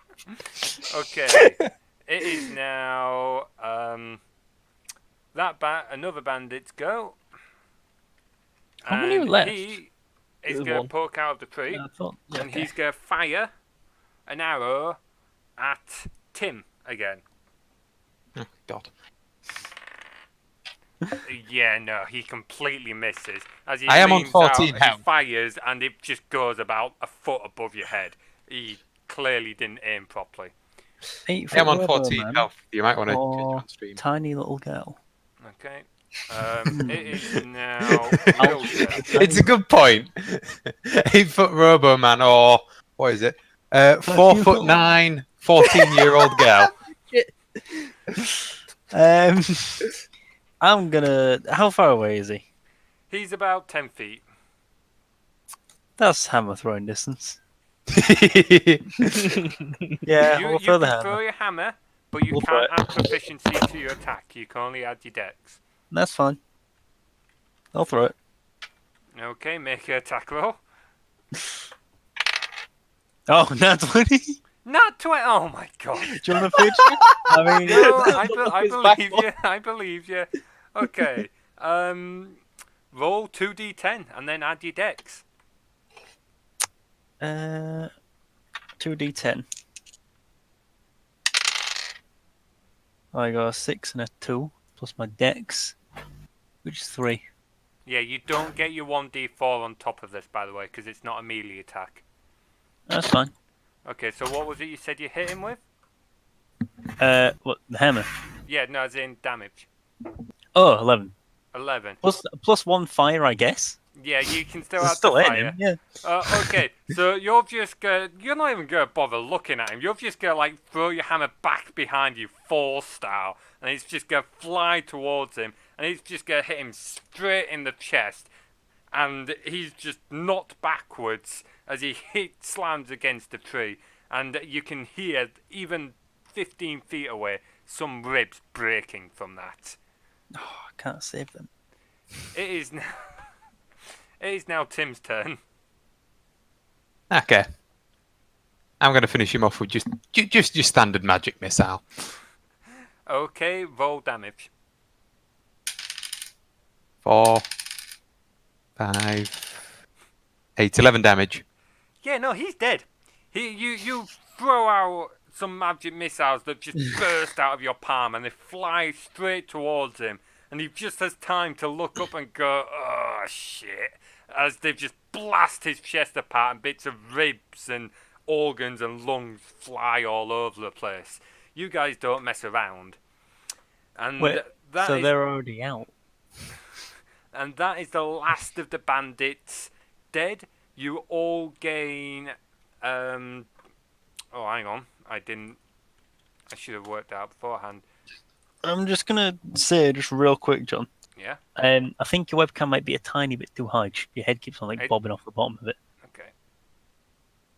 Just move it down a tiny bit. There we go. Yeah. Okay. You Ju- all ju- gain 137 experience. 137, did you say? Oh yeah, that's a lot Yeah. better actually. So it's Just because saying. I didn't know how many of us were going to be playing, so I didn't pre-calculate it. Just saying, John. I Yeah. know that my character was doing some pretty powerful magic, but at the same time, I'm 4'9", just a girl sat there, just like nothing special. There's an 8-foot robot 5 feet away. Would you want to With a guard giant 8-foot warhammer? robot who's got a He had a massive crossbow. warhammer? He's not charging anything. He's doing coward's way out. And then he's taking the even more coward's way out of that. Anyway, so what would you like to do? The fight has ended. I'd like Woo! to... What organs exploded out of that guy? Oh no! The one you threw your hammer at. Yeah. Go over and make a nature roll. No, medicine roll, actually. Medicine. I'm not Oh, I passing should have asked me. something. You can assist. Nah. No, I'm afraid on this one, this is your own endeavour. Only you can do this. Medicine then, yeah? Yes. 5. Okay. He's just going to see a heart beating on the floor, and he goes to grab it and just That's enough. squishes it. Oh. Okay, so you go over there and you can see bone fragments all over and torn flesh. You can see there's bits, but none of it really looks like you could really pick it up very easily. It all looks absolutely battered and burnt and blasted apart. So Can I take there's one not out for a little- anything really savable, I'm afraid. Oh, not even like a little bit of flesh. No, tiny not little- really. No. I'm gonna turn to Luke and ask what shoes he's wearing. Okay. Some leather shoes? Just standard leather What? shoes. Yeah. Can I cast Druidcraft and put snow over his head? You can The do. best bit is you kind of deserve this. It's alright, I don't like the skeleton anyway. So Skelly Boy conjures up a little bit, screams out, casts a bit of snow. Hey, Over Luke's head. Did you say that he You screams just get out? about a foot wide Yeah, he diameter screams. cloud just suddenly appear a few feet above Luke's head, and you just get a sprinkle of snow just starting to rain down on you, Luke, and the cloud didn't- starts to follow you around. I didn't hear him scream out.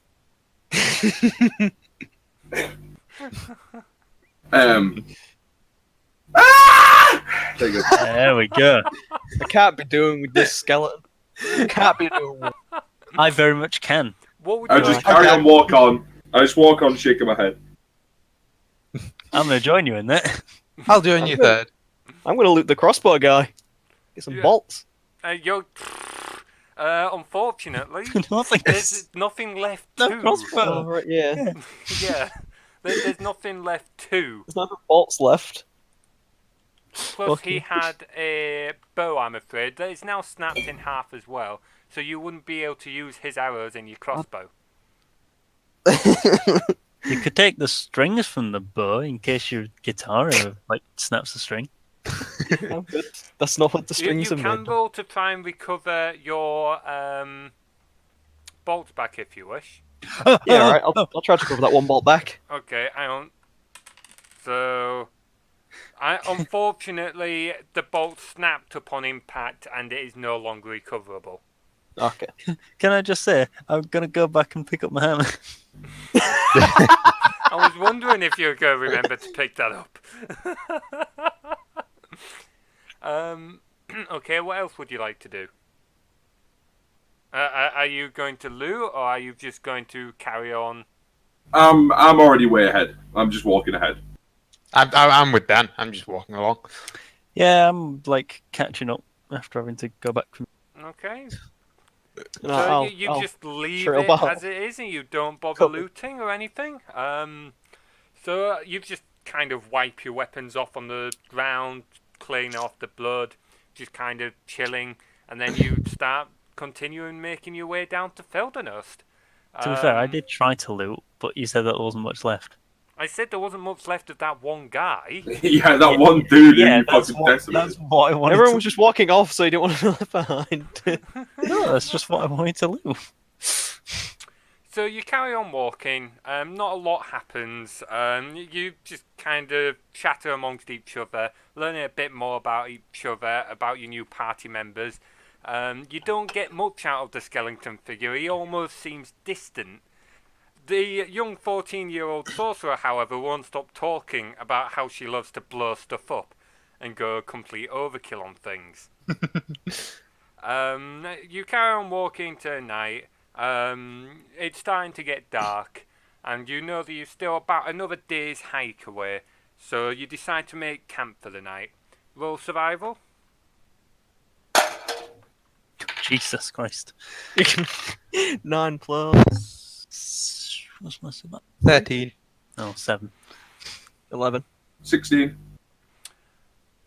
Alright, okay, so you all look around, but funnily enough, it's the skeleton again who seems to have the best survival skills amongst all of you. Ironic. Again, you. Well, every survived being knocked out like 3 times, I'm not gonna lie. This time there wasn't exactly a whole lot to try and find a suitable place in, but you managed to find a suitable little clearing off in a slightly wooded area, away from the path, so you're out the way of everything. You light a fire, you cook yourself some food, you start to chill I don't for the eat, night. by the way. Yeah, well, okay, 2 of your party don't None eat. of us do. I was I going to forgot say. about that. Oh no, because Tim didn't have to, but now he does, doesn't he? Are you setting up a guard, or? Yeah, I'll do We'll part shifts. Alright. Okay. Well, tell you what, you do the first half, since I need 4 hours where I can't do anything. Yep, You just do the first half and I'll do the second. sounds good. Okay. So nothing happens on your shift, Dan, and it is now Will's shift, and nothing happens again. Okay. You wake up in the morning. You're all fully refreshed. You've all got your spells back. You're all fully rested. And you're starting to feel a bit better after yesterday's encounter. And you know that you're only about a day's hike away from Feldenhurst. So you continue on down the path. And clear sky, the cloud, after a couple of hours you're moving over Luke's head, has finally disappeared. Luke, can you make Yay. a Constitution saving roll, please? 19 plus 3, 22. Okay, so despite having your own little localized snow system for a while, you still feel okay. You didn't get chilled or anything, so you're still absolutely fine. Anyway, you continue down the path and you round the bend of the next hill, and suddenly you're coming across this what looks to have been another ambush. There's broken carts all over the place. There's bodies lying on the floor. Looks like there's been some kind of fight going on here. What do you all do? Investigate to see who the people are. If we can make any heads or tails of what sort of Roll situation. investigation. I'll assist Luke.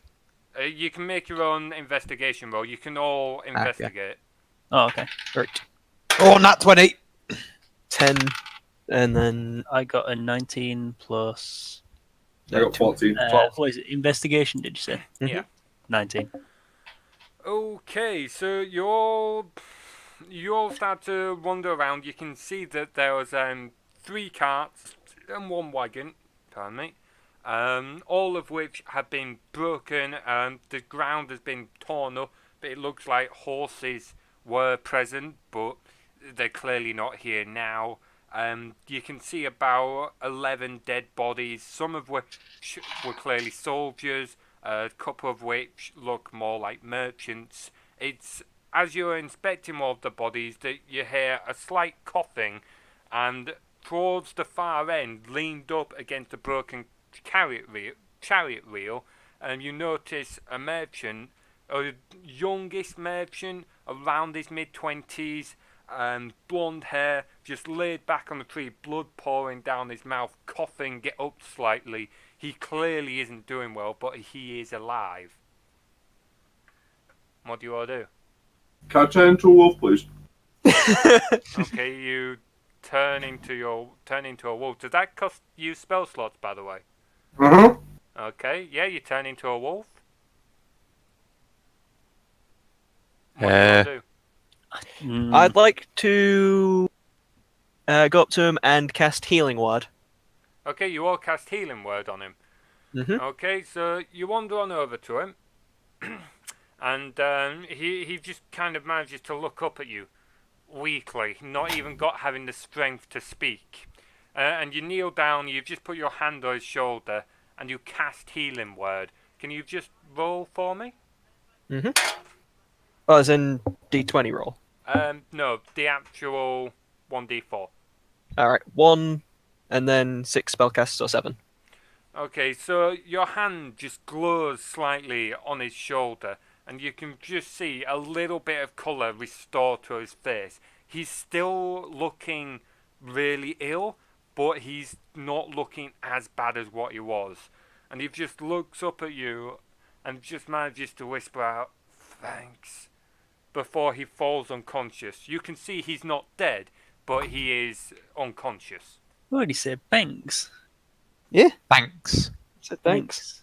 Oh, I wish you said wait. thanks, but you know. No, what is it? Thanks. Thanks. As in thank you. Sweet, Yes. we found it. Right. We found the bank.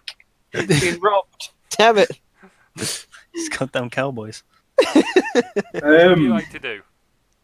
Can I cast Unseen Servant Yeah, you can do. and command it to loot the surrounding area? Lou, okay.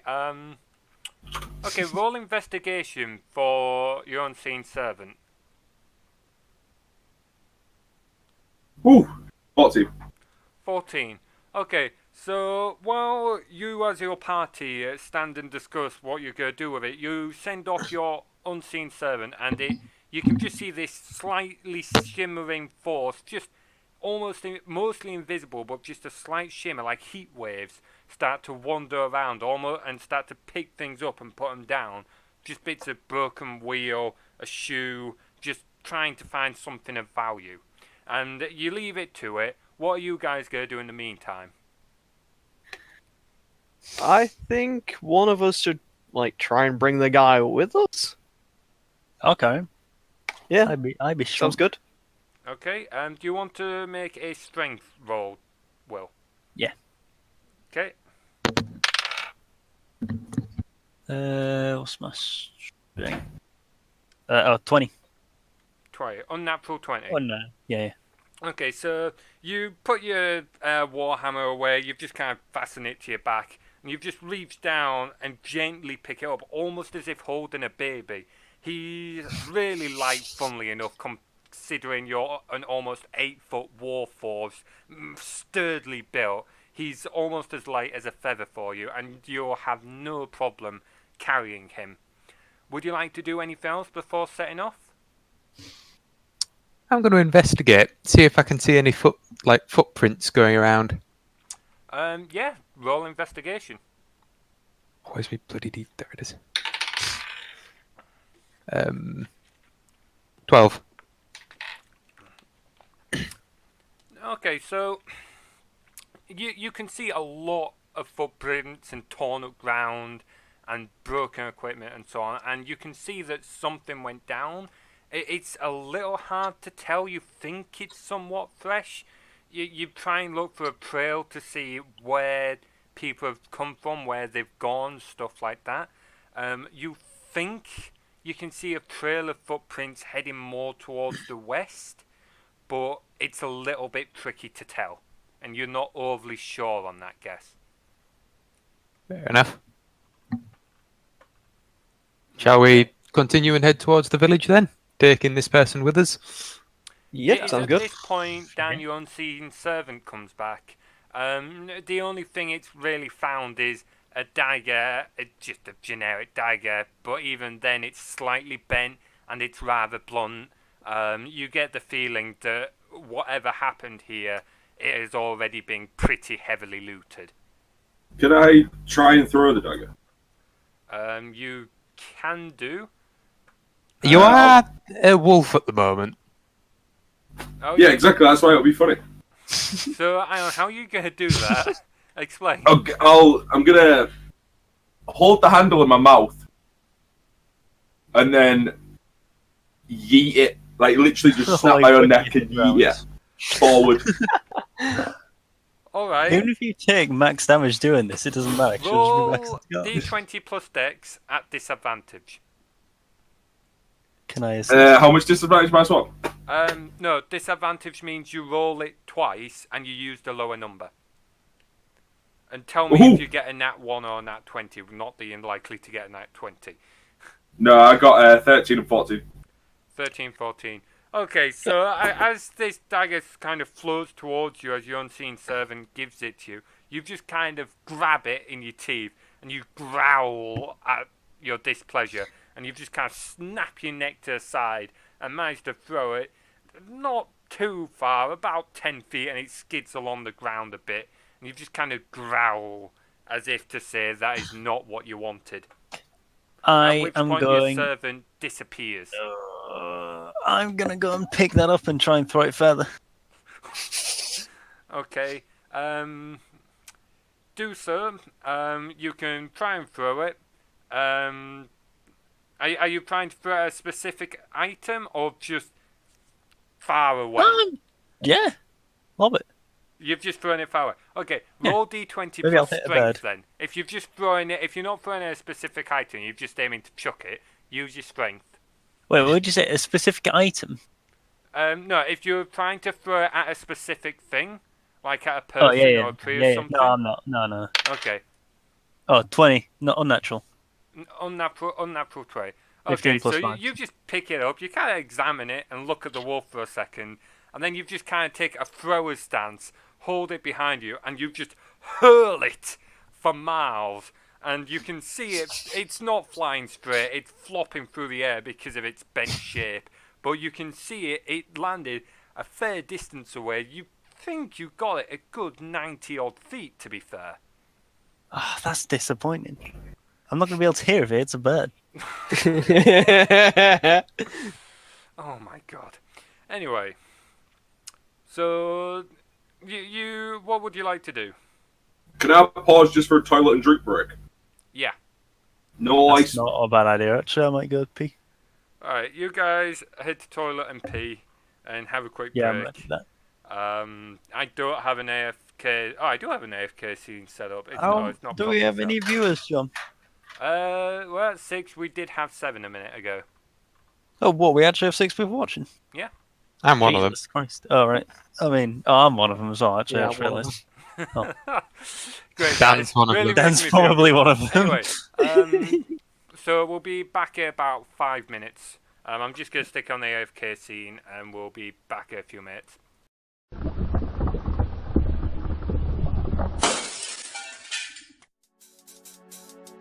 There's nothing here. What? I'm just going to back up. What, damn it. I just said, what did I miss? And then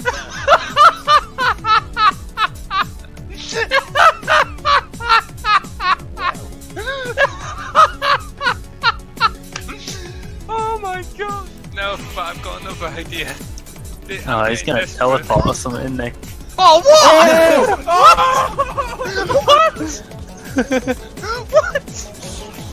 What? That's bullshit! 1 second. That's so bullshit! Well, it Hey, says Luke. it's still got 40 odd minutes of fuel time left, so I'm assuming I can still fly it back. Don't worry, boys. I'm learning how to make shit, so I'll be able to help us. I'll be a. Life support may fail. Also, the thrusters aren't responding. What do you mean life support, Phil? Just dies. It doesn't sound great for you, to be honest, John. The side thrusters aren't working anymore. That really doesn't sound good for you, to be honest. Oh, I'm gonna die.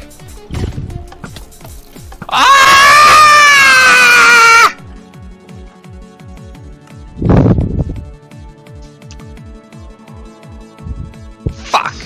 Right, so I've lost my stuff, but I did manage to pull the lever. I heard it click. So... I don't fucking believe it! I owe you a fucking pizza. Not him, me! That's what I meant. 3 fucking days! 3 fucking days and 3 fucking computer scientists! And the girl comes in and cleans it, and it works! 3 days working on this!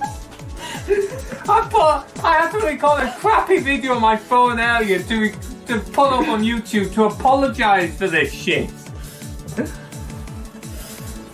Fuck me! I just had to clean some thermal paste off his ransom. 3 fucking days I've been toiling over this. 5 minutes, she comes in, cleans it, bloody well works!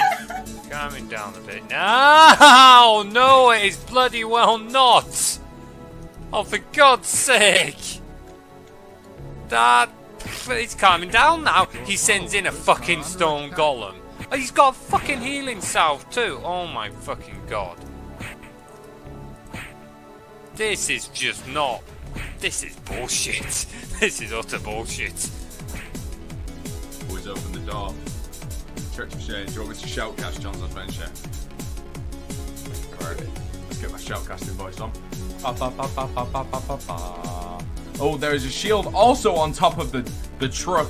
Is he gonna get it? Why has he not jumped in yet? Oh my god, this is the play of the century. He's got the build menu out. He built some stairs. Are you seeing this 200 IQ play right now from John? I have not seen this in competitive Fortnite ever.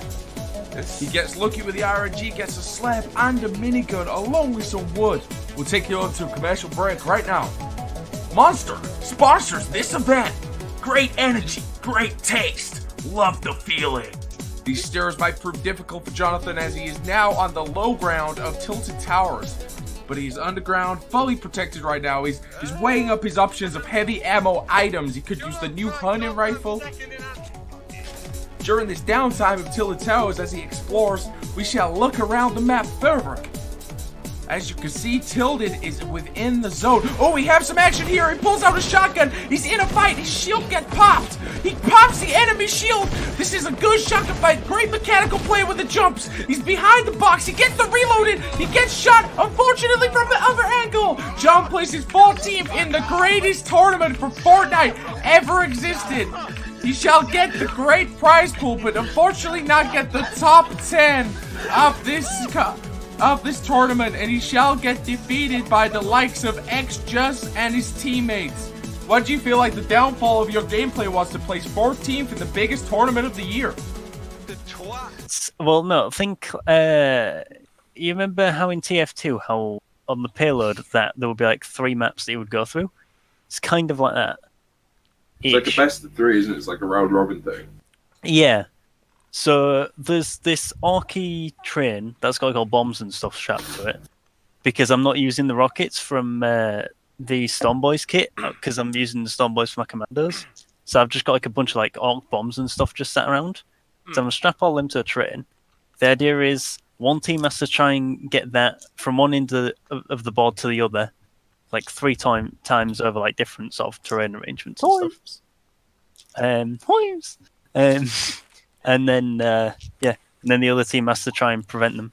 But the other team only has to prevent them once because the train automatically moves itself. So it's like a kind of like a turn limit, I guess. But Interesting. there's some stuff that like feeds into how fast the train goes, depending on like who's around it, and there's actually like a thing. Yeah. We'll have to give it a look later on. Yeah. Anyway, we're now back. So what have we just done? You guys have just found a merchant. You are just walking away from the fight. You're not entirely sure what's just happened, other than it looks like some kind of goods transport was ambushed. You have a merchant with you. Titan is currently carrying him. Mm-hmm. You continue walking, and about an hour or so afterwards, the merchant wakes up. He starts to tell you of his story. He says his name is Turgis Korkan. He's a merchant in the Travelling Merchants Guild, the Golden Leaf, which is situated in Feldenost.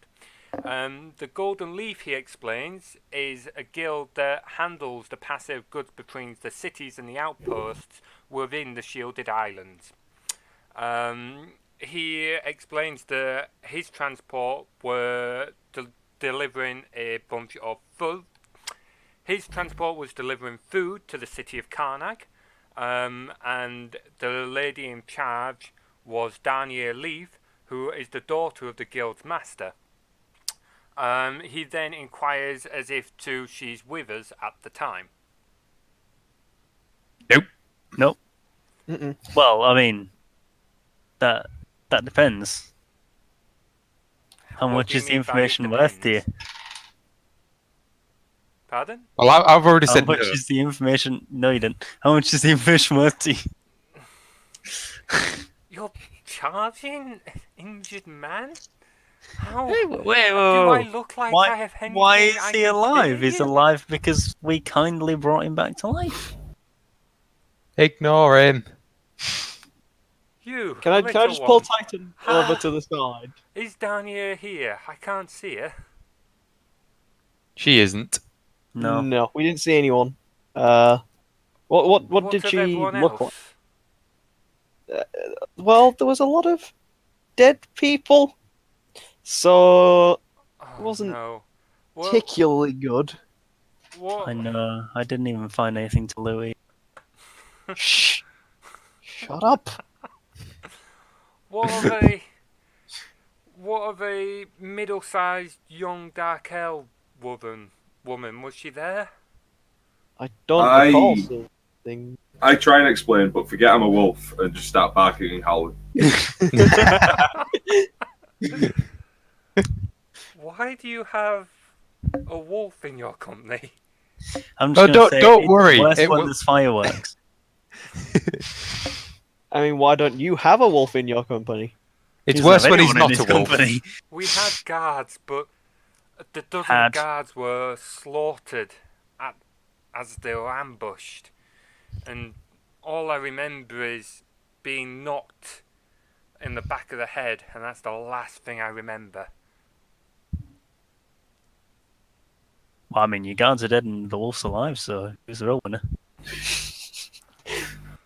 Can I take Titan over to the side and leave the other two just to I'm fix them? carrying him. Oh, is he still Is he- on your did he shoulders? know- Like, You know, What? you know that Will's bit still in carrying him. He Luke, Alright. you know that strength bit to in stand. Shrek? He's barely where- got the strength Yeah, to can you talk just to dump the- him? No. Well, you're not going to carry him. No, I was just gonna What call. are you I was gonna gonna carry? talk. Doesn't matter. Doesn't matter. As you guys are arguing, he suddenly thinks, what could she have been taken? He asks weakly. Did you see a dark-haired woman anywhere? Any sign of her? Not I that I wasn't really recall. looking, to be honest. Yeah, we. It's not anything that stood out. So No organs, Please, no interest. We must go look. Make sure she's safe. How far away are we now? yeah. You're about 3/4 of an hour to an hour walk away from it. You can just see the city of Feldenost in the distance. You have time to go back and look for her and still make Feldenost by nightfall, though it will be close. All right. That sounds decent. If we go have a look. Sure. Yeah, come on then. Alright, so somewhat begrudgingly, you all turn around and you start heading back towards the site. It doesn't take long. You kind of pick up the pace a little bit because you don't want to be too late getting to city. You get there and the site's not changed at all. You can still see dead, scattered. At this point, Turgis is strong enough to walk, but as soon as he sees the sight of the dead, he just turns around and throws up on the floor, and Nice. he walks off to the trees, kind of leaning on it weakly. That's gross. What did you say your friend looked like? He just kind of stands there panting for a moment and says, "Dark-haired, Pointy ears. about 5'7". I'm going to roll for Mid-20s, investigation. At which point We he have- just kind of collapses forward, unconscious again. It Oh, he's looks unco- like oh. he's had a fit. Well, I was gonna say we have one that's like got red hair. That's near enough. We can leave. Put a wig.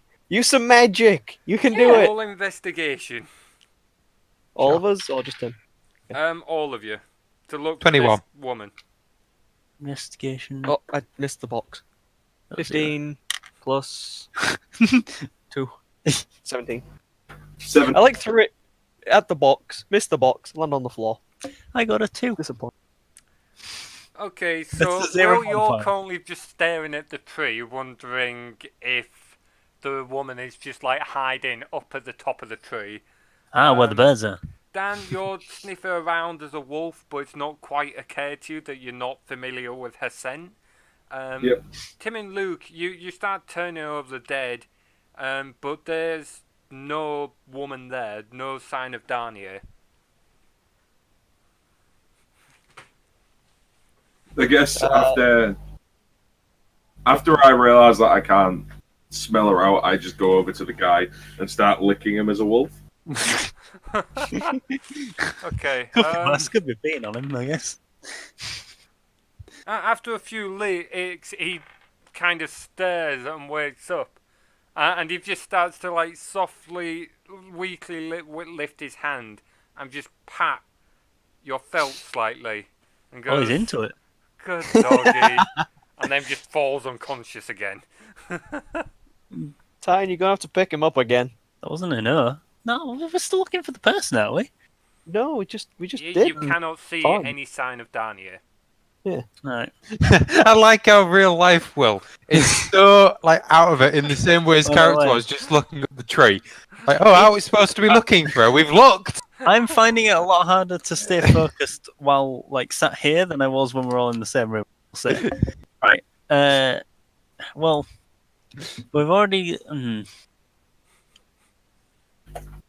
All right, yeah, I'll pick him up. Need to do a strength roll. Yeah, make a strength roll. Somebody else Drop him on his Oh, head. it's net 20. Yay, we're good. Yeah, He picks him up so hard that he actually disintegrates.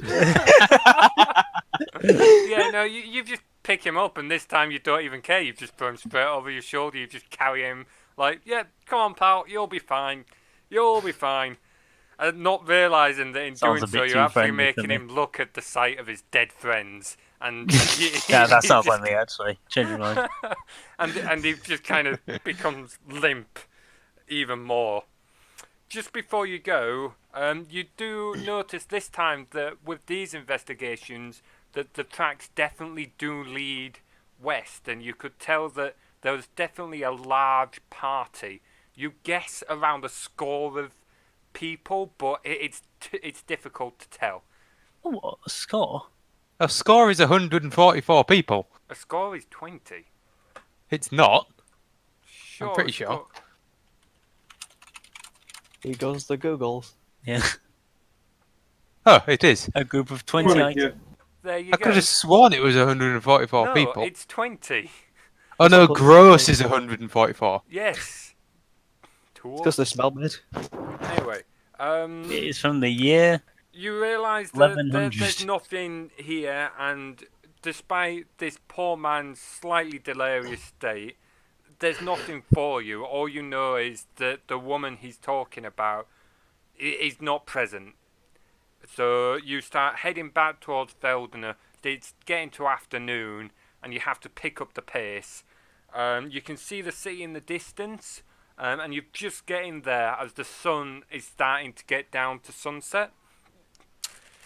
Weirdly enough, when you get there, you get to about 50 feet away, and then suddenly there's shouts, and you suddenly see a dozen guards run out, 6 of whom have swords and shield out ready, 6 at the back, bows drawn, and a captain, at least you presume so, stands forward and shouts, "Why is the undead here?"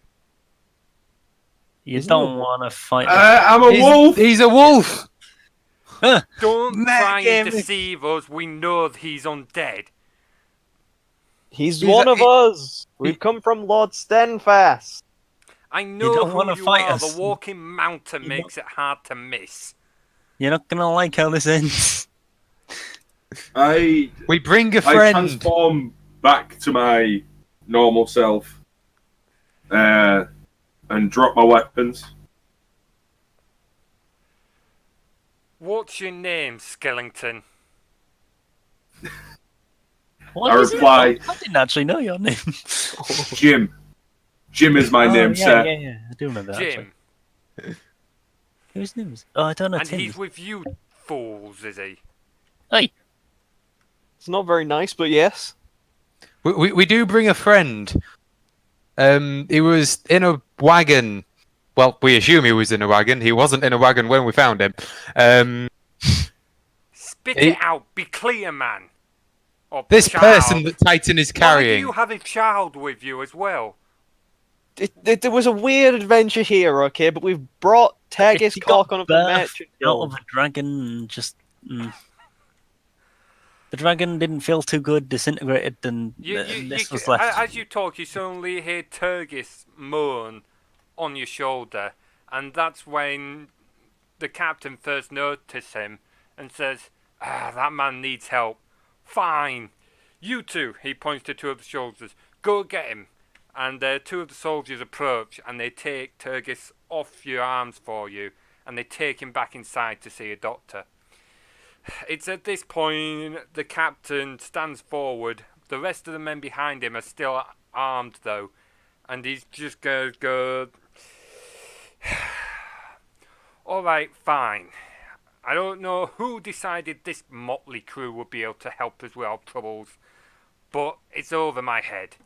I'm just going to give you one rule set, though. You cause trouble in my town like you have in Carnage, and you'll be straight out."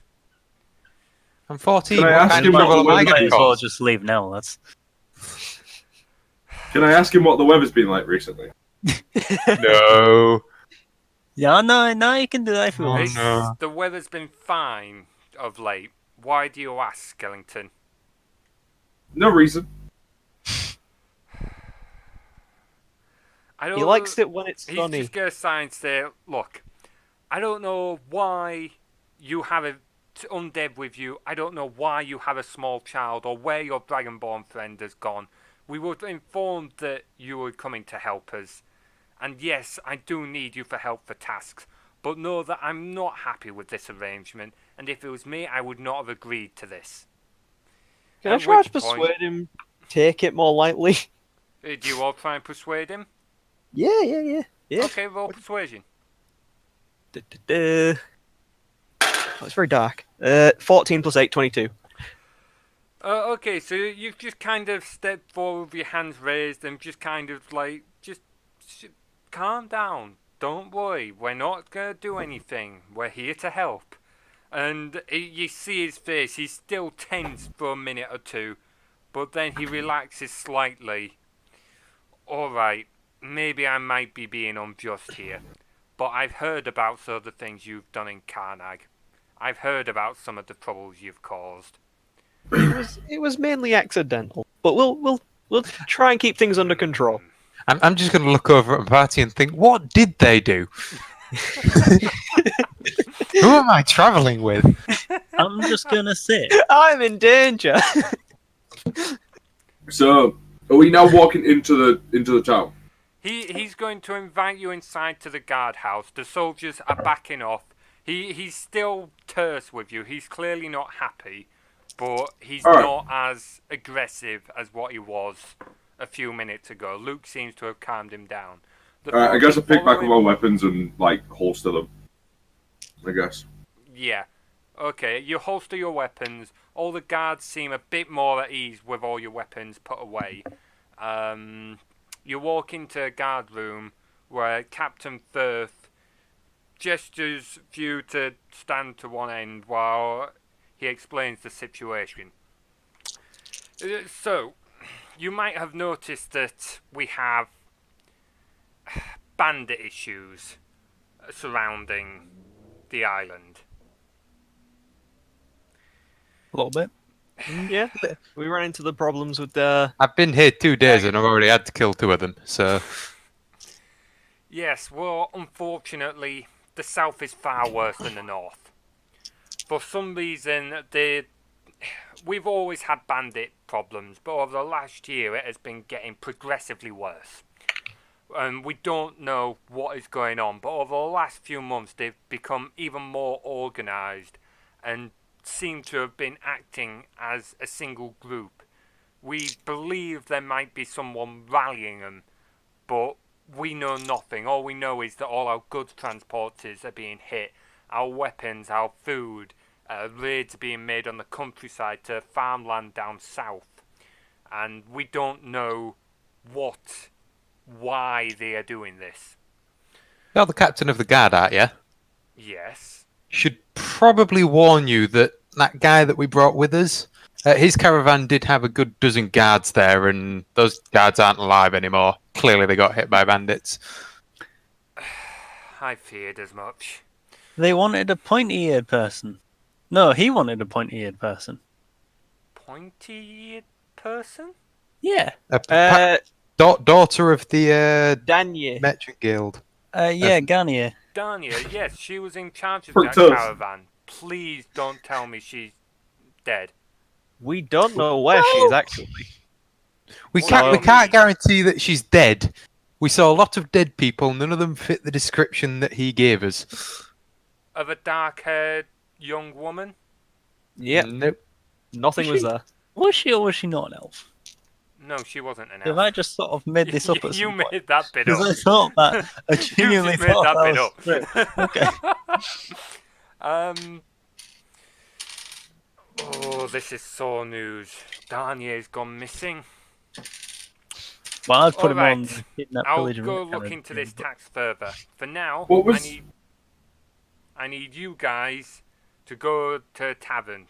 There's a tavern literally just outside the gate. It's called, give me a second here, the Steamy Cauldron. Go rest there for tonight and meet me by the north gate at dawn. And I'll What was that discuss guy with you wearing? then. Go on, Dan. What was that guy wearing? Which one? The guy we were just talking to. Dan, you're not on a Captain Megalon He's episode, wearing better. like chainmail armor. He's got a long sword strapped to his waist with a shield on the back and an engraved helmet. Can I turn back into a wolf and just follow him? He's not left the room. He's dismissing you guys. Fuck. Can I turn into a wolf and just sit guard outside of said room? You can try. Oh, okay. Hang on. Let's see if any. Oh wow. Okay. Yeah. So you all leave. You all leave the guard room and you're out into the city. You're just next to the main gate and you can see the street lead off further into the city. At first glance, you can see that Feldenost is far bigger than Karnag, and it is far busier. Even at this late hour, there are still plenty of people in the street. As you leave, Dan, you manage to just peter off just to the side of the gate in wolf form, and for some reason, no one seems to give you any notice. Okay. What are the rest of you going to do? I'm gonna head to Steamy Gold. Wait a minute. The Yeah. steamy cauldron is literally, you can see it, it's no more than 30 paces in front of you. It's got a sign hanging out the front of just a cauldron with what looks like a boiling broth. It looks a reasonable place, fairly sizable. You think it seems to get a lot of traffic with it being next to a north gate. The outside looks fairly decent. Do you all go in?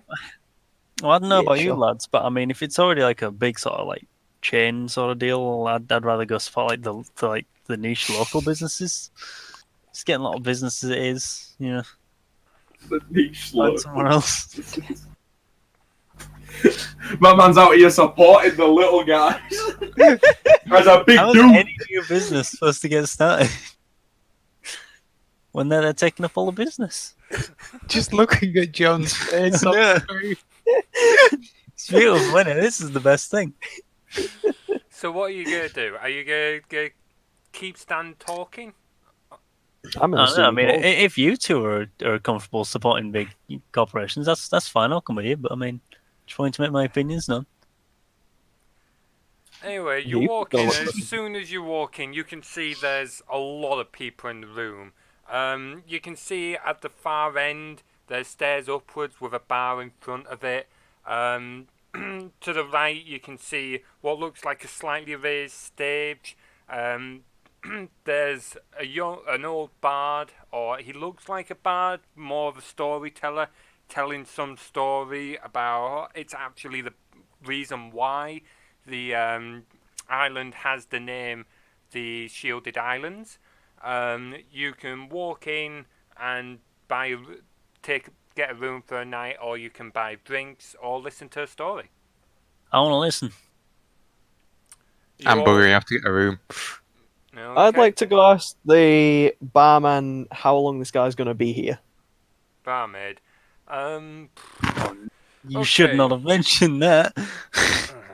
So, Will, you kind of just go and take a seat at the far end. You get quite a few looks, like, what is this creature kind of thing?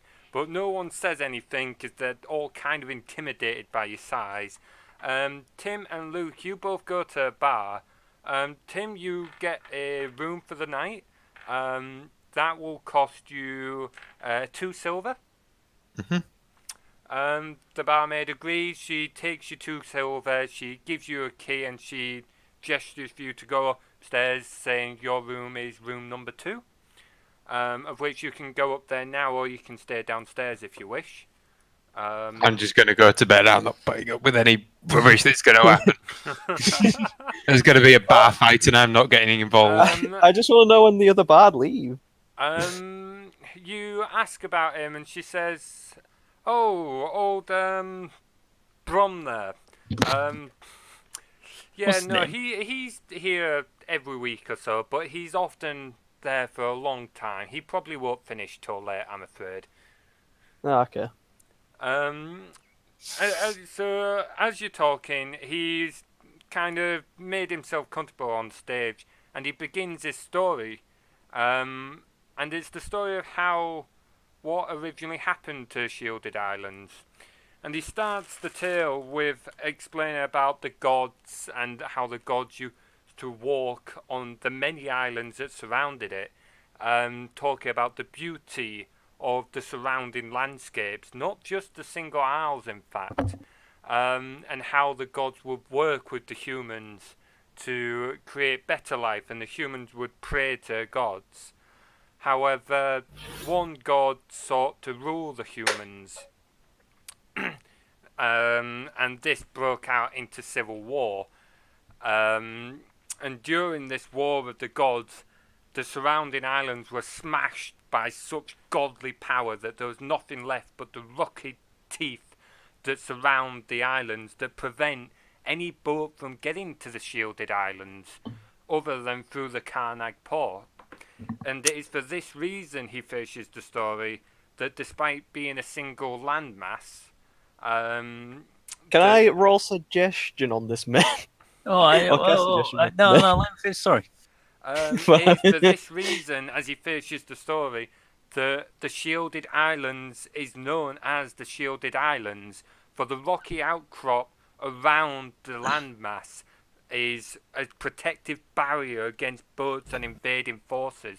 And despite being only a single island, it is the legend told talks of many islands that were once its I've forgotten the word. That were once its kin to it. And he finishes the story there as it's got to its very late hour. There's not many people left in the bar by this point, as many have retired. What would you like to do? Screw my suggestion. I'm just gonna pay for a go to bed. Depressed. Okay. Well, no, I was going to ask him because he didn't really explain why it was called that. Sorry, I was gonna cast I've suggestion lost my and file boot it of out, the but you know. I can't find my file of the actual story. I can't remember it all off the top of my head, so that's kind of poor DMing on my part. I was gonna boot him out and steal his stage, but now I can't. Basically, the Shielded Islands was, legend has it, that there was many islands surrounding it, of which there was one big civilization that worked with the gods. However, there was a civil war with the gods, and that caused a civil war with the humans too. Unfortunately, the humans took the backlash, and with all their godly power, and the surrounding islands were smashed by the strikes of the gods, which broke them asunder. Is the dude still there? The dude who's telling the story? No, he's retired now. Oh, god damn it. Have I seen anything on my watch? You've stood there, Dan. You've noticed that the street has got quieter and quieter as the sun has set. You're starting to get some odd looks from the guards. They're not quite sure what you're doing there. They know you're not a wild wolf, as otherwise you wouldn't be just sat chilled in this human territory. But they still stay well clear of you. You can see a few guard patrols going by, but nothing major. Will I be able to follow one of those guard patrols? You can try if you want. Yeah. Okay, so one of the patrols he has just left the gate. They looks like they were surrounding the outer walls of the city and have come in, and they're walking down the centre of the street towards the city centre. Can you roll stealth for me, please? I can. Plus Dex. My end. 14. 14. So you manage to tag along behind this group, duck into alleys and behind barrels and stuff, keeping yourself hidden as you're following the group towards the city centre. You can see as you get further into the city, the buildings start to look a bit nicer, bit more wealthy. Everything's slightly tidier. You get the feeling that while none of the city is poor, the wealthier people live more akin to the centre. The patrol of about a dozen men is continuing onwards. They come to this circular water fountain, of which it looks like a big stone circle, almost like I've forgotten the word. What's Queen's Gardens is in Hull. Yeah. Yeah. Right. So I'm gonna sly off to one of these like richer houses. Okay. I'm gonna like kind of. Can I roll for like perception or investigation to see if anybody's like nearby, like who can actively see me? Seems though it's like dusk. It's getting darker. Okay, so after following the guns for a bit, once you reach this big area, you take off all the side streets and you can see plenty of large houses. Yeah. And you sneak in between the alley of one of them. Roll perception to see if you can see anyone following you. Please be a good roll. Please be a good roll. That one. Oh, it's a nat 20. 24. If it's a nat 20, don't say anything else, just say nat No. 20. Because It's a nat nat 20. 20s mean that you've instantly succeeded. Same with a nat 1. If you get a nat 1, Yeah, you've tell me instantly because it's failed. an instant fail. Yeah, you look around, you're smelling, you're listening out. You can very clearly tell, though, that no one's following you, and you're very certain of that. Right. Cool. Have I found just to play this out while you guys are asleep, I guess? Sure. Yeah? Right. Cool. So whereabouts am I? I'm in between like houses. Yeah, you're in between a couple of houses. It looks more like a passageway through to the back. It's got a few barrels and stuff, kind of like it's been used for storage. Not a lot's there at the moment. So I'm no more than 30 feet away from a door, for example. There's no door in the alley, but you know that there's doors out in the front. It's out in the open. It's probably around 15 feet away from you. Right. You suspect that there might be one in the back, but without looking, you couldn't be certain. Cool. I'm gonna cast Mage Hand Okay. Yeah. and open one of these doors. Okay, What's so behind door which door are number you 2? going for, front or the back? I'll go for a front door.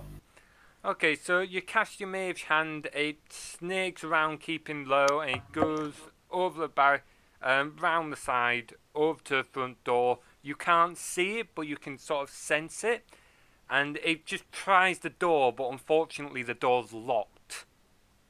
Yeah, I'm sorry, I'm back now. The door's locked. Yeah. Cool. I'll.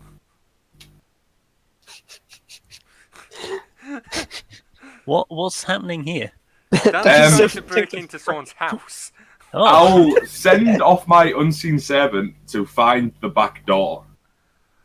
Okay. Have you had a rest since your last use of it? Yes. Right, okay. No. No. Yeah. No. No, I haven't. My bad. No. Yeah. I just curl up in the alleyway as a wolf and fall asleep. Okay. If you're sleeping there,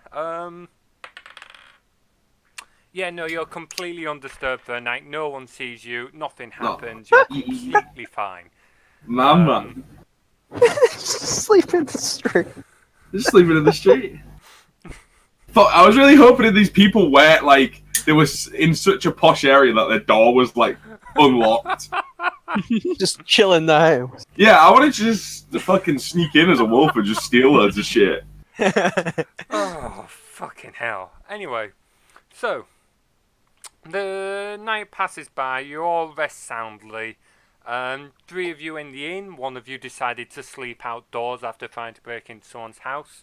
You can just start to see the first suns of rays when you all awake.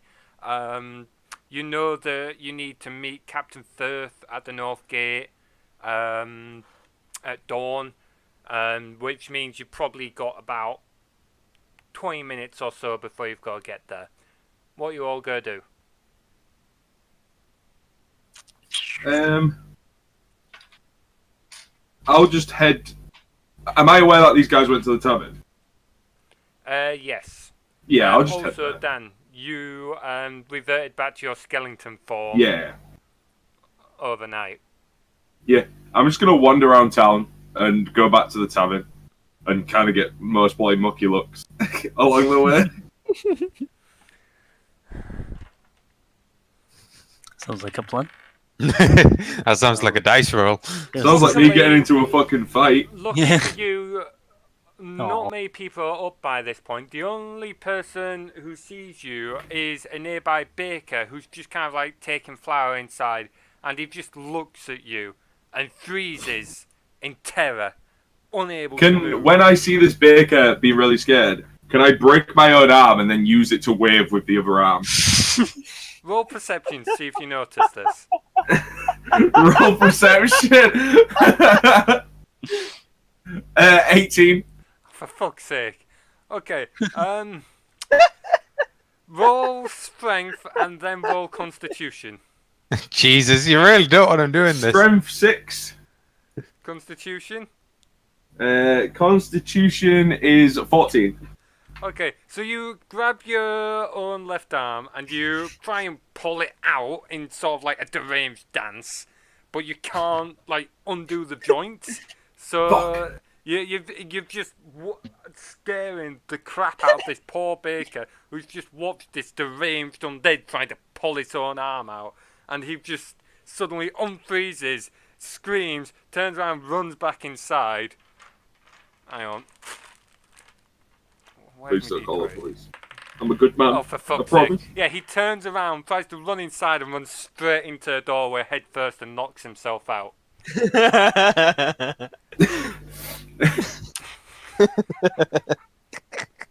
I mean, you could loot it. Can I run over there?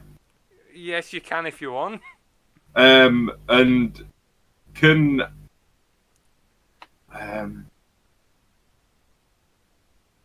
with me being proficient in medicine, would there be any way I would know how to wake him up? You can roll a medicine check if you all try and win. Yeah. Yeah, I'll do that. Roll a medicine check. You can check if he's injured, yeah. 16. He's got a bit of a nasty bump on his head from where he headbutted the door, and he's clearly unconscious, but you can't see any sign that there's going to be any lasting damage, and he should be okay, if a bit headachy, when he comes round in an hour or two. Can I roll a perception check to make sure his ovens are on? His bakery ovens. You can go investigate if you want. Yeah, I'll do that. Okay, go inside and roll investigation. 19. Okay, you can check his oven. You can see his ovens. They are already lit and they are already warming up. Is there anything in the ovens? No, it's just the fires at the moment. Is there any bread in the shop? Anything of use? You can see some bread over on the counter side at the far end. It looks a bit stale though. You think it might have been leftovers from the day before. Yeah, I'll take like 3 big chunks of bread and just stroll out. Okay. He's never gonna know. How the fuck is your luck holding? Yeah, no one sees you. Yeah, I just stroll out with these 3 big this. chunks of bread and just head over to the party. Yeah, okay, you head over, assuming that the rest of the party are now outside the steamy cauldron. You meet them there. You all say anything to each other? I just, Where'd I you guess have I'm- bread from? I pat Tim on the head, give him a piece of bread. I give a piece of bread to our boy Jimby. Oh, cheers. And then I look at Titan, look at the piece of bread, and then throw it away.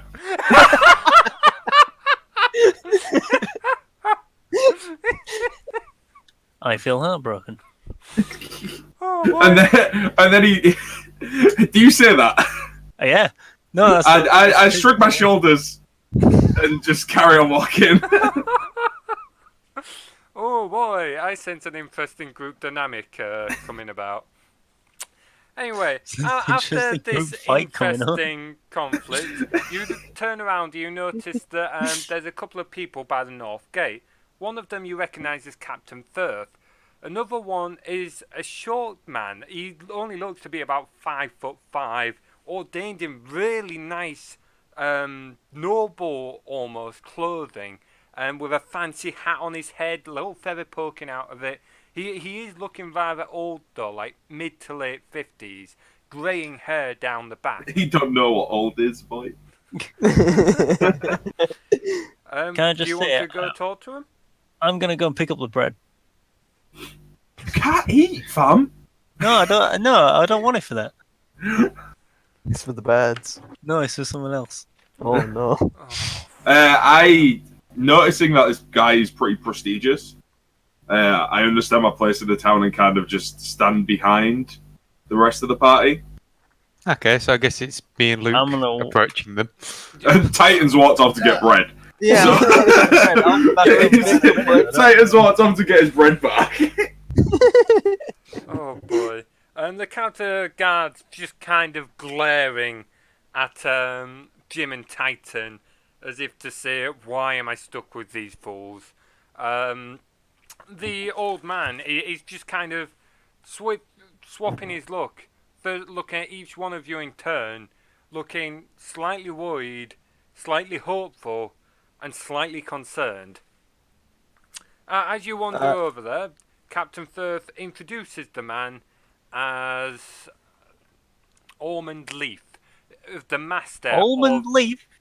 Almond leaf. Yes. The master of the Golden Leaf Merchant Guild. Is at this point that Ormond will step forward and ask if you are the interesting people who came across the attack site yesterday. I mean, you don't see any more interesting than this, do you? Don't worry, He- interesting. I'll be over there in a second. Yes, we are. Do you speak for all of them, child?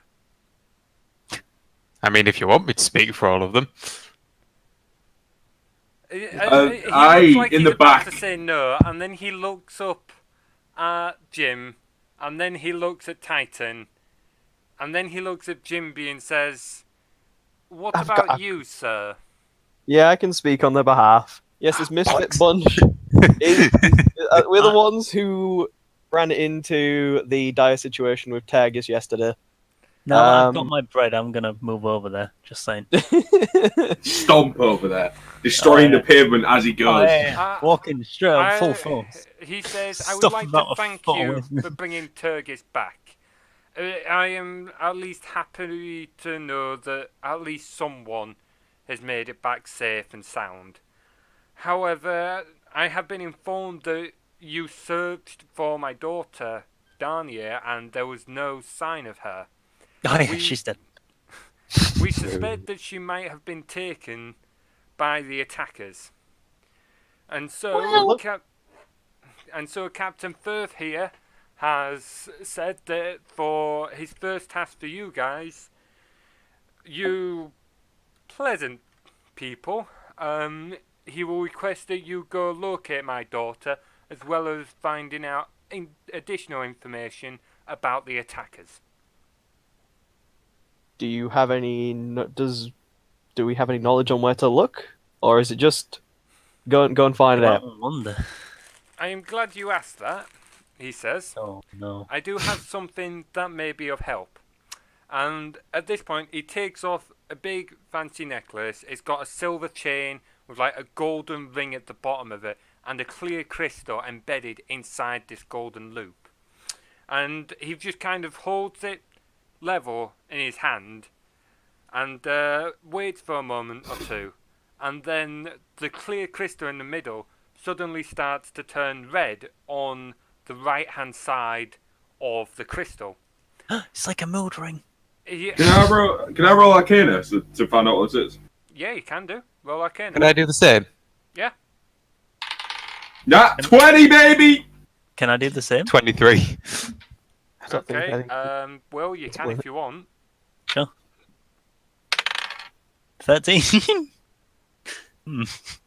Okay. Well, you're not entirely sure. You can feel that there's magic there. I'm a miss. I can. Dan and Tim, you both have a much more adept a much deeper knowledge of this and are able to analyze it further, you're able to feel that there's a magical energy coming off it, but it also feels like that magic or energy is trailing to the west somewhere, almost like there's a small link. You can feel that it is pulling power almost slightly from Ormond himself. It is at this point that Ormond says, "This gem has a counterpart that my daughter holds. We've done this in case that we ever needed to locate each other. When you hold the gem flat on your hand for a few seconds, it will start to discolour and show the direction of which the counterpart is laid. Assuming that my daughter still has its counterpart, this will lead you to her. However, only those with a certain level of magical skill can use this." I'll At take this it. point he hands it to you, Jimby. I'm gonna hand this off to what is Tim's character's name? We Oh, never screen. found out. Aru, I think. Aru? Yeah, I'm gonna hand it to Aru and tell him that she's more adept with magic. I am not quite as fluent in that field. I'll let out a gasp of disappointment. He raises his eyebrow, but he doesn't comment on this. And then thanks you for accepting the task and informs you that if you're able to bring his daughter back safely, he will give each of you 200 gold pieces. At which Sounds point good. he then thanks you for your time and then turns around and walks away, saying he still has plenty of work he needs to do. What's the weather today? It is slightly nippier. It's a bit overcast. It's not cold, but you certainly don't want to be without your warmer gear today. Okay, so over the town, can I make it quite sunny? Roll a d20 plus your magic thing, your attack. Spell 15? attack bonus. 15. Okay, so you cast it. You're not quite able to improve the weather of the entire city with it being such a large area.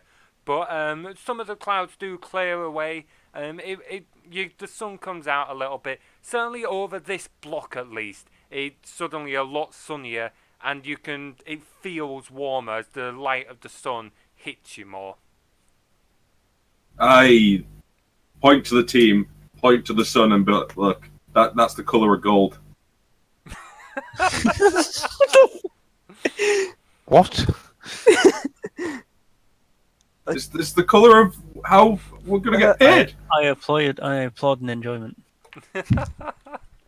I boo. Let's head off Yeah, let's go. to the west. Alright, Captain Firth bids you farewell, and he heads back to the guard post. You guys head off further to the west. You, with your knowledge, just roll insight, all of you, please. Yes, sir. Let's see. 17. Um, Eh. 12? What we're going for insight? Yeah. 12. 19. Okay, Dan and Will, you don't entirely know what's west, you just know you've got to head west. Luke and Tim, or Aru and Jimby, you remember from your previous adventures that there is a woods forest over there called Begone Woods. You know that not many people go there because it's shrouded in mystery for starters, and not many people necessarily make it out. You realise now that last time you ran in there, you were quite lucky to have made it out unscathed, and realised that maybe... Oh, hang on, wait, no, only Jimby knows this. Aru, you just know there's Begone Woods to the west. Mhm. You all start to head west, and throughout the day, not much happens. You walk through clearings, path carries on. You get to around midday, and suddenly, you notice there's a pack of wolves up ahead, and they have all noticed you. Would you all like to roll initiative, please? Question: is this the same ones that we ran into before? What, wolves? Yeah. 10 initiative. Got 18. 11. Oh, Joe, me, oh I couldn't. I got. this is like outside of the game. Yeah? If I turn into a wolf, would they ever understand me? What, these guys? Yeah. You still maintain your languages skills. Cool. So, okay, give me a sec.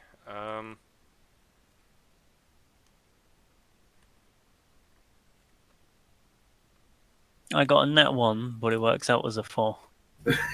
That one. I'm pretty sure rolling initiative is the only time that Nat 1 and Nat 20 don't matter. Is it where? Okay. Not really. In fact, no. It's Yeah, it still 4. does. It still does. Oh. Oh, Okay. So I didn't up an order for that. Okay. So, what was your initiative, Dan, please? 18, I think. Okay. Will? 4. It was a nat 1 though, wasn't it? Yes, yeah, it was. Tim? 10. 10. Luke? 11. 11. Okay. Okay.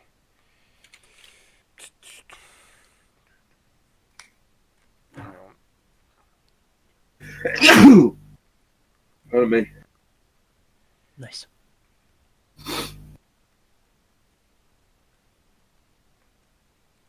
Okay, so it is one of the wolves first go, and this one is a big wolf. You can clearly tell it is the alpha of the pack.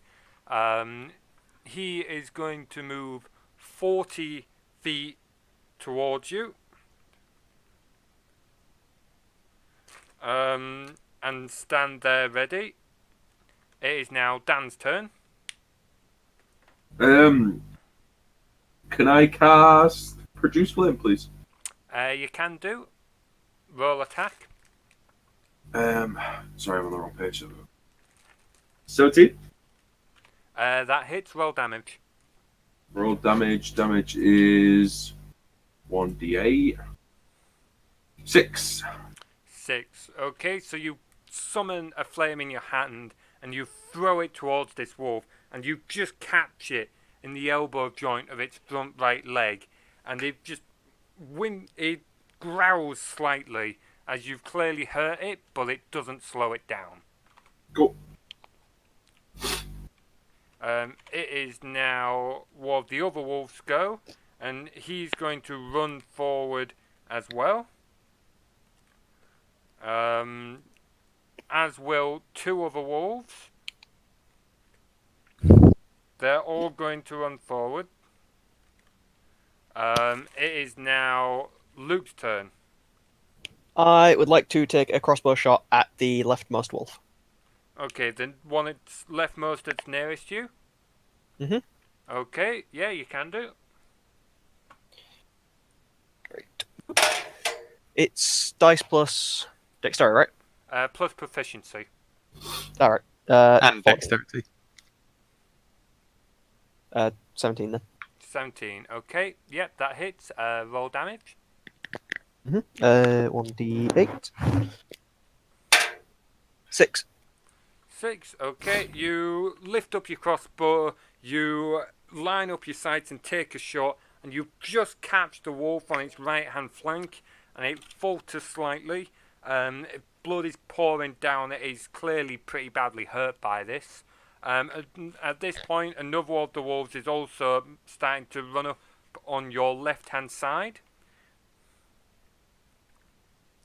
Then it is Tim's turn. Just saying, next time we play, definitely send my camera over to yours, John, so we can see the map. Yeah. We'll sort something out for that. Right, let's think. Excessive. Yes. I like it so far. Right. So, the boss wolf and Yeah. the nearest wolf to me. I'm going to do a twinned chromatic orb. Okay. Yeah, go Oh, ahead. why have I got this feeling that Tim's just madly OP? He is. Because Tim but made it. he doesn't get. Well, no, sorcerers do get really powerful. The only thing is with sorcerers is they burn out of their energy quite quickly. So Tim will be really powerful for like 4 or 5 rounds, but then after that, he is suddenly drops in power quite considerably because he's out of spell slots and stuff like that. Right, so this is just level 1, but it's the both of them kind of thing. So attack roll for the head wolf Yeah, is 15, that hits. and then for the wolf that is closest to me, it is 23. That also hits. Okay, so now I need to do damage for both of them. Okay, Alpha Wolf first. 12 Okay, what kind of damage? fire. Okay, so do damage for other wolf as well. 10. Okay, so both of them fire damage. You're just gonna pull your hands together, flaming energy, and pull out a sphere that you're just gonna thrust forward. And as you thrust, it splits in two, racing towards the two wolves. They're about 10 feet in front of you. Both hit directly. The weaker wolf is just instantly consumed by the flames and just lets out a yelp before just collapsing to the ground. The corpse still smouldering. The alpha wolf is also hit by the flames and is burnt alive, and it yelps out a yelp of serious pain, but is not dead yet. Damn. It is now 2 more wolves goes, and they are going to also try and run forward. And they're going to try and flank you on the right. That boss wolf is an absolute unit. It is now Will's turn. Uh, So to clarify, you've got 3 wolves directly in front of you, one of whom is the alpha wolf. They're about 10 feet. You've got 1 wolf on your left, about 10 feet, it's trying to flank you. 2 wolves diagonally in front of you to your right, about 10 and 15 feet away from you, who are trying to flank you on the right. I'm gonna go and cripple the alpha skull with a hammer. Okay, The go almighty ahead. swing. Move forward and take a swing.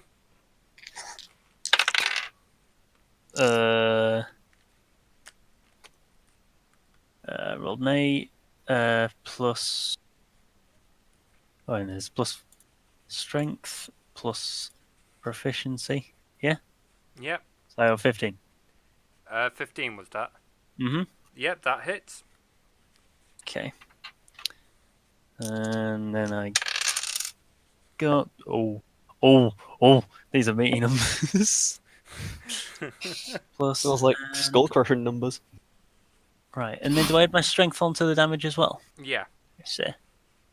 So Oh. roll your d10 plus your strength. And Yeah, then you get a 1d4 as well because of your archetype. Okay, so I get. Bear in mind, on top of this, there's +1 Fire fire. damage, yeah. 18. Yeah, Shit. okay, so you're just gonna bring your hammer together above your head and you're just gonna smash it straight down on this wolf's head. It just goes straight down. You hear and feel everything crush below it, and you can smell a further smouldering where your hammer is hitting the wolf, and this thing is now dead. It is Smells not delicious. getting back up. So it is now Dan's go. My God. Yeah. Would So have how been close the is alpha everything? wolf's go, but he is a bit dead. How close is everything? Two wolves in front of you, about 15 feet away. One to your left, other side of Tim and Luke, about 15 feet away. And some trying to flank you on the right, but still mostly in front of you, about 15 feet away. Cool. I'll cast poison spray. Okay. What? In what direction? Towards the main group, I guess. If you do that, you will catch Will in it as well. Go for it. Yeah, that's fine. Yeah. Okay, fair enough. Will, do you want to make a Constitution saving throw, please? Mm-hmm. Will, are you affected by poison? Yep. No, I'm pretty sure I'm not. You've got resistance to it, but you're still affected by it. No, Right, that's all right. Right, what I'm rolling for? Just a Constitution. Yeah. Both 21. wolves pass, by the way, I'm afraid. 21. 12. So you pass 2. So do you all roll damage, please, Dan? Yes. Damage being cool. 1d12. 7. 7. So half that 3. So Will takes 1 damage because it's hard. Half damage he resistance. succeeded on the roll, so it's 3 damage. And then because he's got resistance to it, it's half damage again. So he only takes 1 damage. The wolves take 3 damage each, of which they are clearly affected and not appreciating this poison that you've just thrown in the face.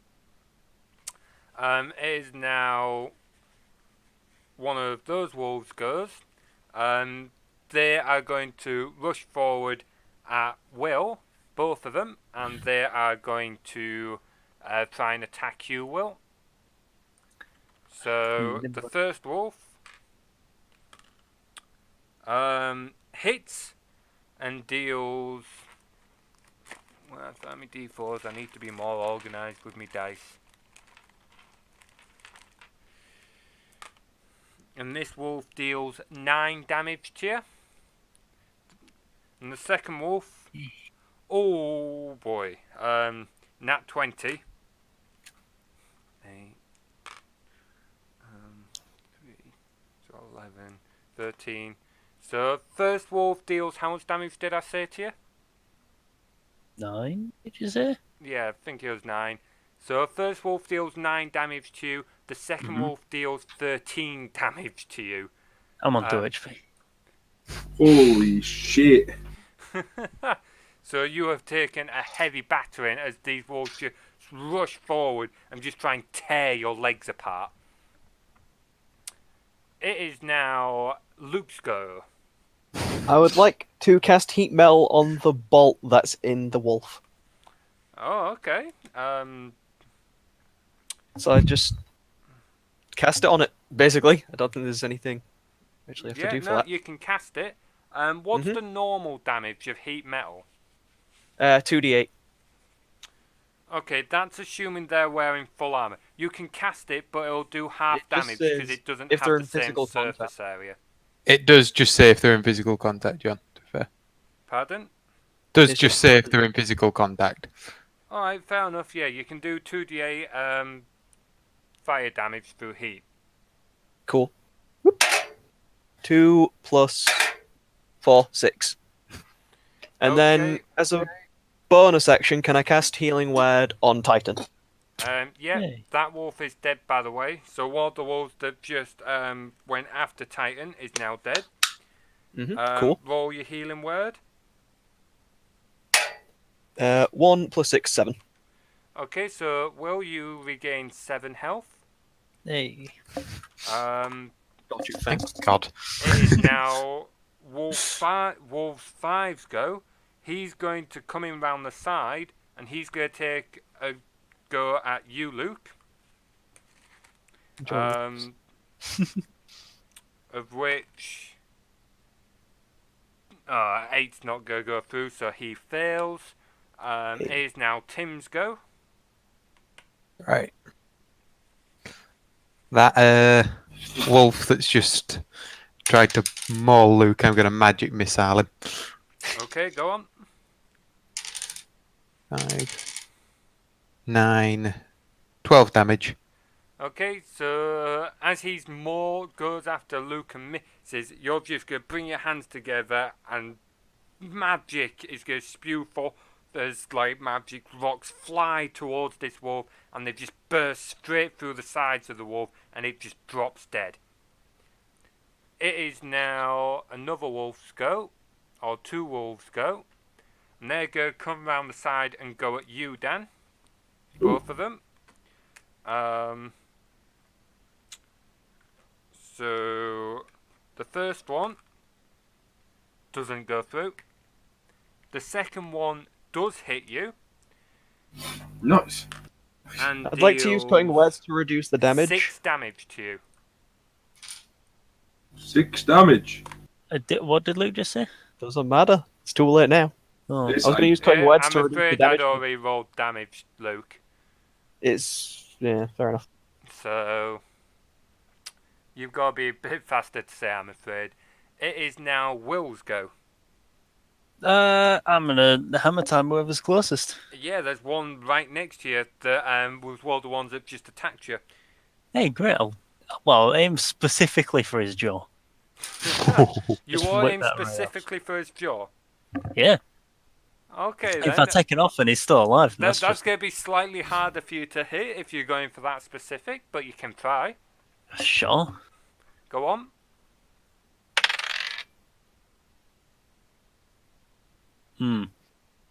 What did you roll? Well, I got a 2. But you had 5 to that. That's not going through, I'm afraid. I can tell you that right now. That's not No. going through.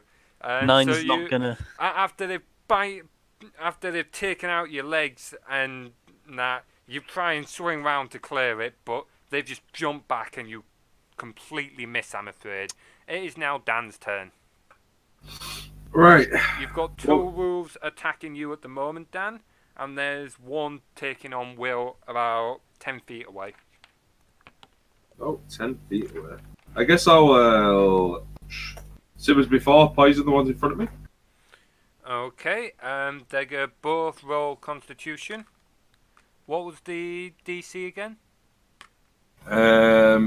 It is 12. Okay, one of them succeeds, one of them fails. Nice. Can you roll damage, please? Yes. 8. 8. Okay.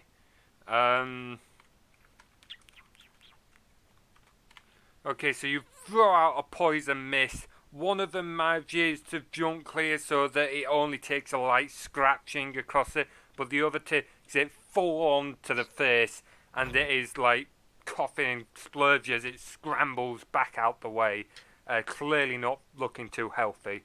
It is now what the other wolves go. Still engaged with Will, he's going to try and take another bite at your legs. He got a 19, which goes through. Oh, I'd like to no. reduce the damage with cutting words. Okay, how much does it reduce it? 1d6? 6. Okay. They got 8. So that means minus the 6. You are now... Oh, wait, no, you're on 7 health. I was gonna say I would have been on 1, so. Okay. It is now Luke's go. I'd like to shoot the one that just attacked Will. Go on. 18 plus That 3, hits. 21. Roll Cool. damage. 2. 2. Okay, so you lift up your crossbow and you take a shot. It wasn't the best of shot, but you've managed to just catch it on one of the legs, opening a nasty gash. It growls, but it doesn't look like it's been slowed down too much by it. It's now Tim's turn. Okay. The 2 that are attacking Jim. Yes. I'm going to do a level 2 magic missile and go 2 on each of them. Okay, roll damage. So 3, 4, 6 damage to one of them. Okay, and other one. 7. Okay. So one of them just takes it straight to the side and just is thrown back against the tree. You can hear its spine snap and it just drops to the floor dead. The other one, it captures it on the side and is thrown about 10 feet away, but it manages to just get back to its feet. That wolf is now going to turn around, and after seeing you do that, it's going to come back around the side and have a go at you, Tim. So 15 goes through, doesn't it? Yep. Okay, so damage, it's going to deal 5 damage to you. So it's going to, after watch you do that, it's just going to run round and just go straight at you, biting at your arm. And it's left a nasty tooth mark bitten out your arm. It is now Will's go. That one that I couldn't hit the jaw off. Okay, We'll you go all- at him again. Yep, go on, make another swing. Oh, that's a bit more like it. What amounts this? Strength and proficiency, yeah? Yeah, for your attack roll. Okay. That's my proficiency too. 24. Yeah, that very clearly hits. And I need these two. No. Oh, okay. 9, 5, and then 18 plus 1 for the 18? fire. Yeah, it's dead.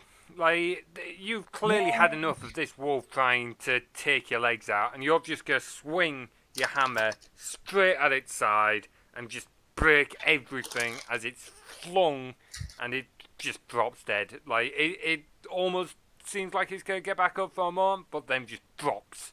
Like, and it's just clearly dead. It is now Dan's go. There's one wolf left, taking on Tim. Oh, can I do some wolf on wolf action, please? Can you transform as a bonus action, or is it an action? Let me double check. Because I think your transform is an action. I fucking lost the page I was on. Give me a second. Just give me that real quick. For now, I'm going to say you can, but it's an action, so you would have to wait till your next turn. Let me confirm. I swear. Killing the pacing! Is it bonus action? Oh, it is a but. Okay, yep. Yeah. You can do then. Cool. Yeah, I'll go bite him. Okay, so you transform into a wolf. You run round and go straight for it. Make an attack roll. Make an attack roll of 2d4, which is 6. No, D20. Attack roll to see if you Oh hit. shit! Yeah, sorry. 18. Yep, that hits. So 2d4 plus 2, I think, is Yep. So 8. 8. Okay. Yeah, you come round the side. You just go straight for the neck and just like straight into it. The wolf tries and shakes you off for a second, but then it just kind of falls limp in your jaw and collapses dead. And that is the last wolf dead, and you all gain 106 experience each. Hey. Cool. 6. Okay. So you all kind of stop and take a breathe after that fight. You, of all the things you have been fighting of late, wolves was not what you were expecting, but you do start to realise you are in an open plain / slightly wooded area, so wild animals are potentially a thing. after you've caught your breath, you carry on travelling to the west. The sun starts to go down. It's getting to late afternoon. Do you want to make camp now? And then you'll be able to reach the forest, or the edge of the forest, by the end of the next day, if you wish. Sounds good. Sounds good. Yeah. Yeah. People recover the health. Okay, make survival rolls. 8. 13. 8 as well.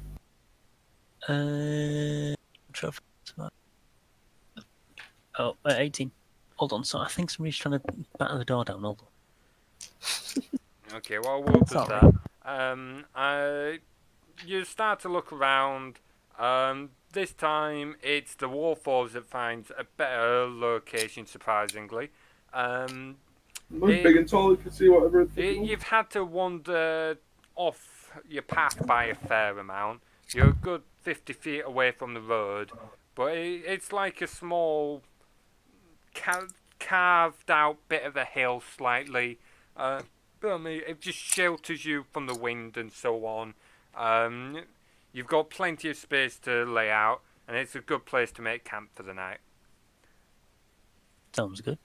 Okay. Sounds pretty good. So I'm assuming you set up your usual guard. You all have a long rest, and you all recover all your health and everything. And it's at this point I'm going to say it's probably a good place to leave it there, mainly because that's everything I've got planned for this session. That's all right, because That I sounds mean, good. yeah. Food. That was a good session. Screaming skeleton boy makes it snow. I still need to improve my DMing a little bit, but That was good. I'm glad you enjoyed it. So I think what we do need, and I feel like this might help, especially the fights, is just the camera so we can see where everything is going on. Yeah. Yeah. well, what I was thinking is maybe making something Unity, just like a grid system, to be fair. So you could move little pointers around. Yeah, pretty much. Yeah. I know it's networking, but it doesn't need to be anything fancy. Just a grid system, and then we can It drag. It doesn't have to be networked. Have you got your internet in yet, Luke? Okay. All right. I was gonna say, yeah, you could just stream it. That's Stream a the fair film. point, actually. So it doesn't even need to do that. Yeah, but Luke So- doesn't have his internet in. Yeah, I know. Yeah, that's Luke's issue, not ours. Right.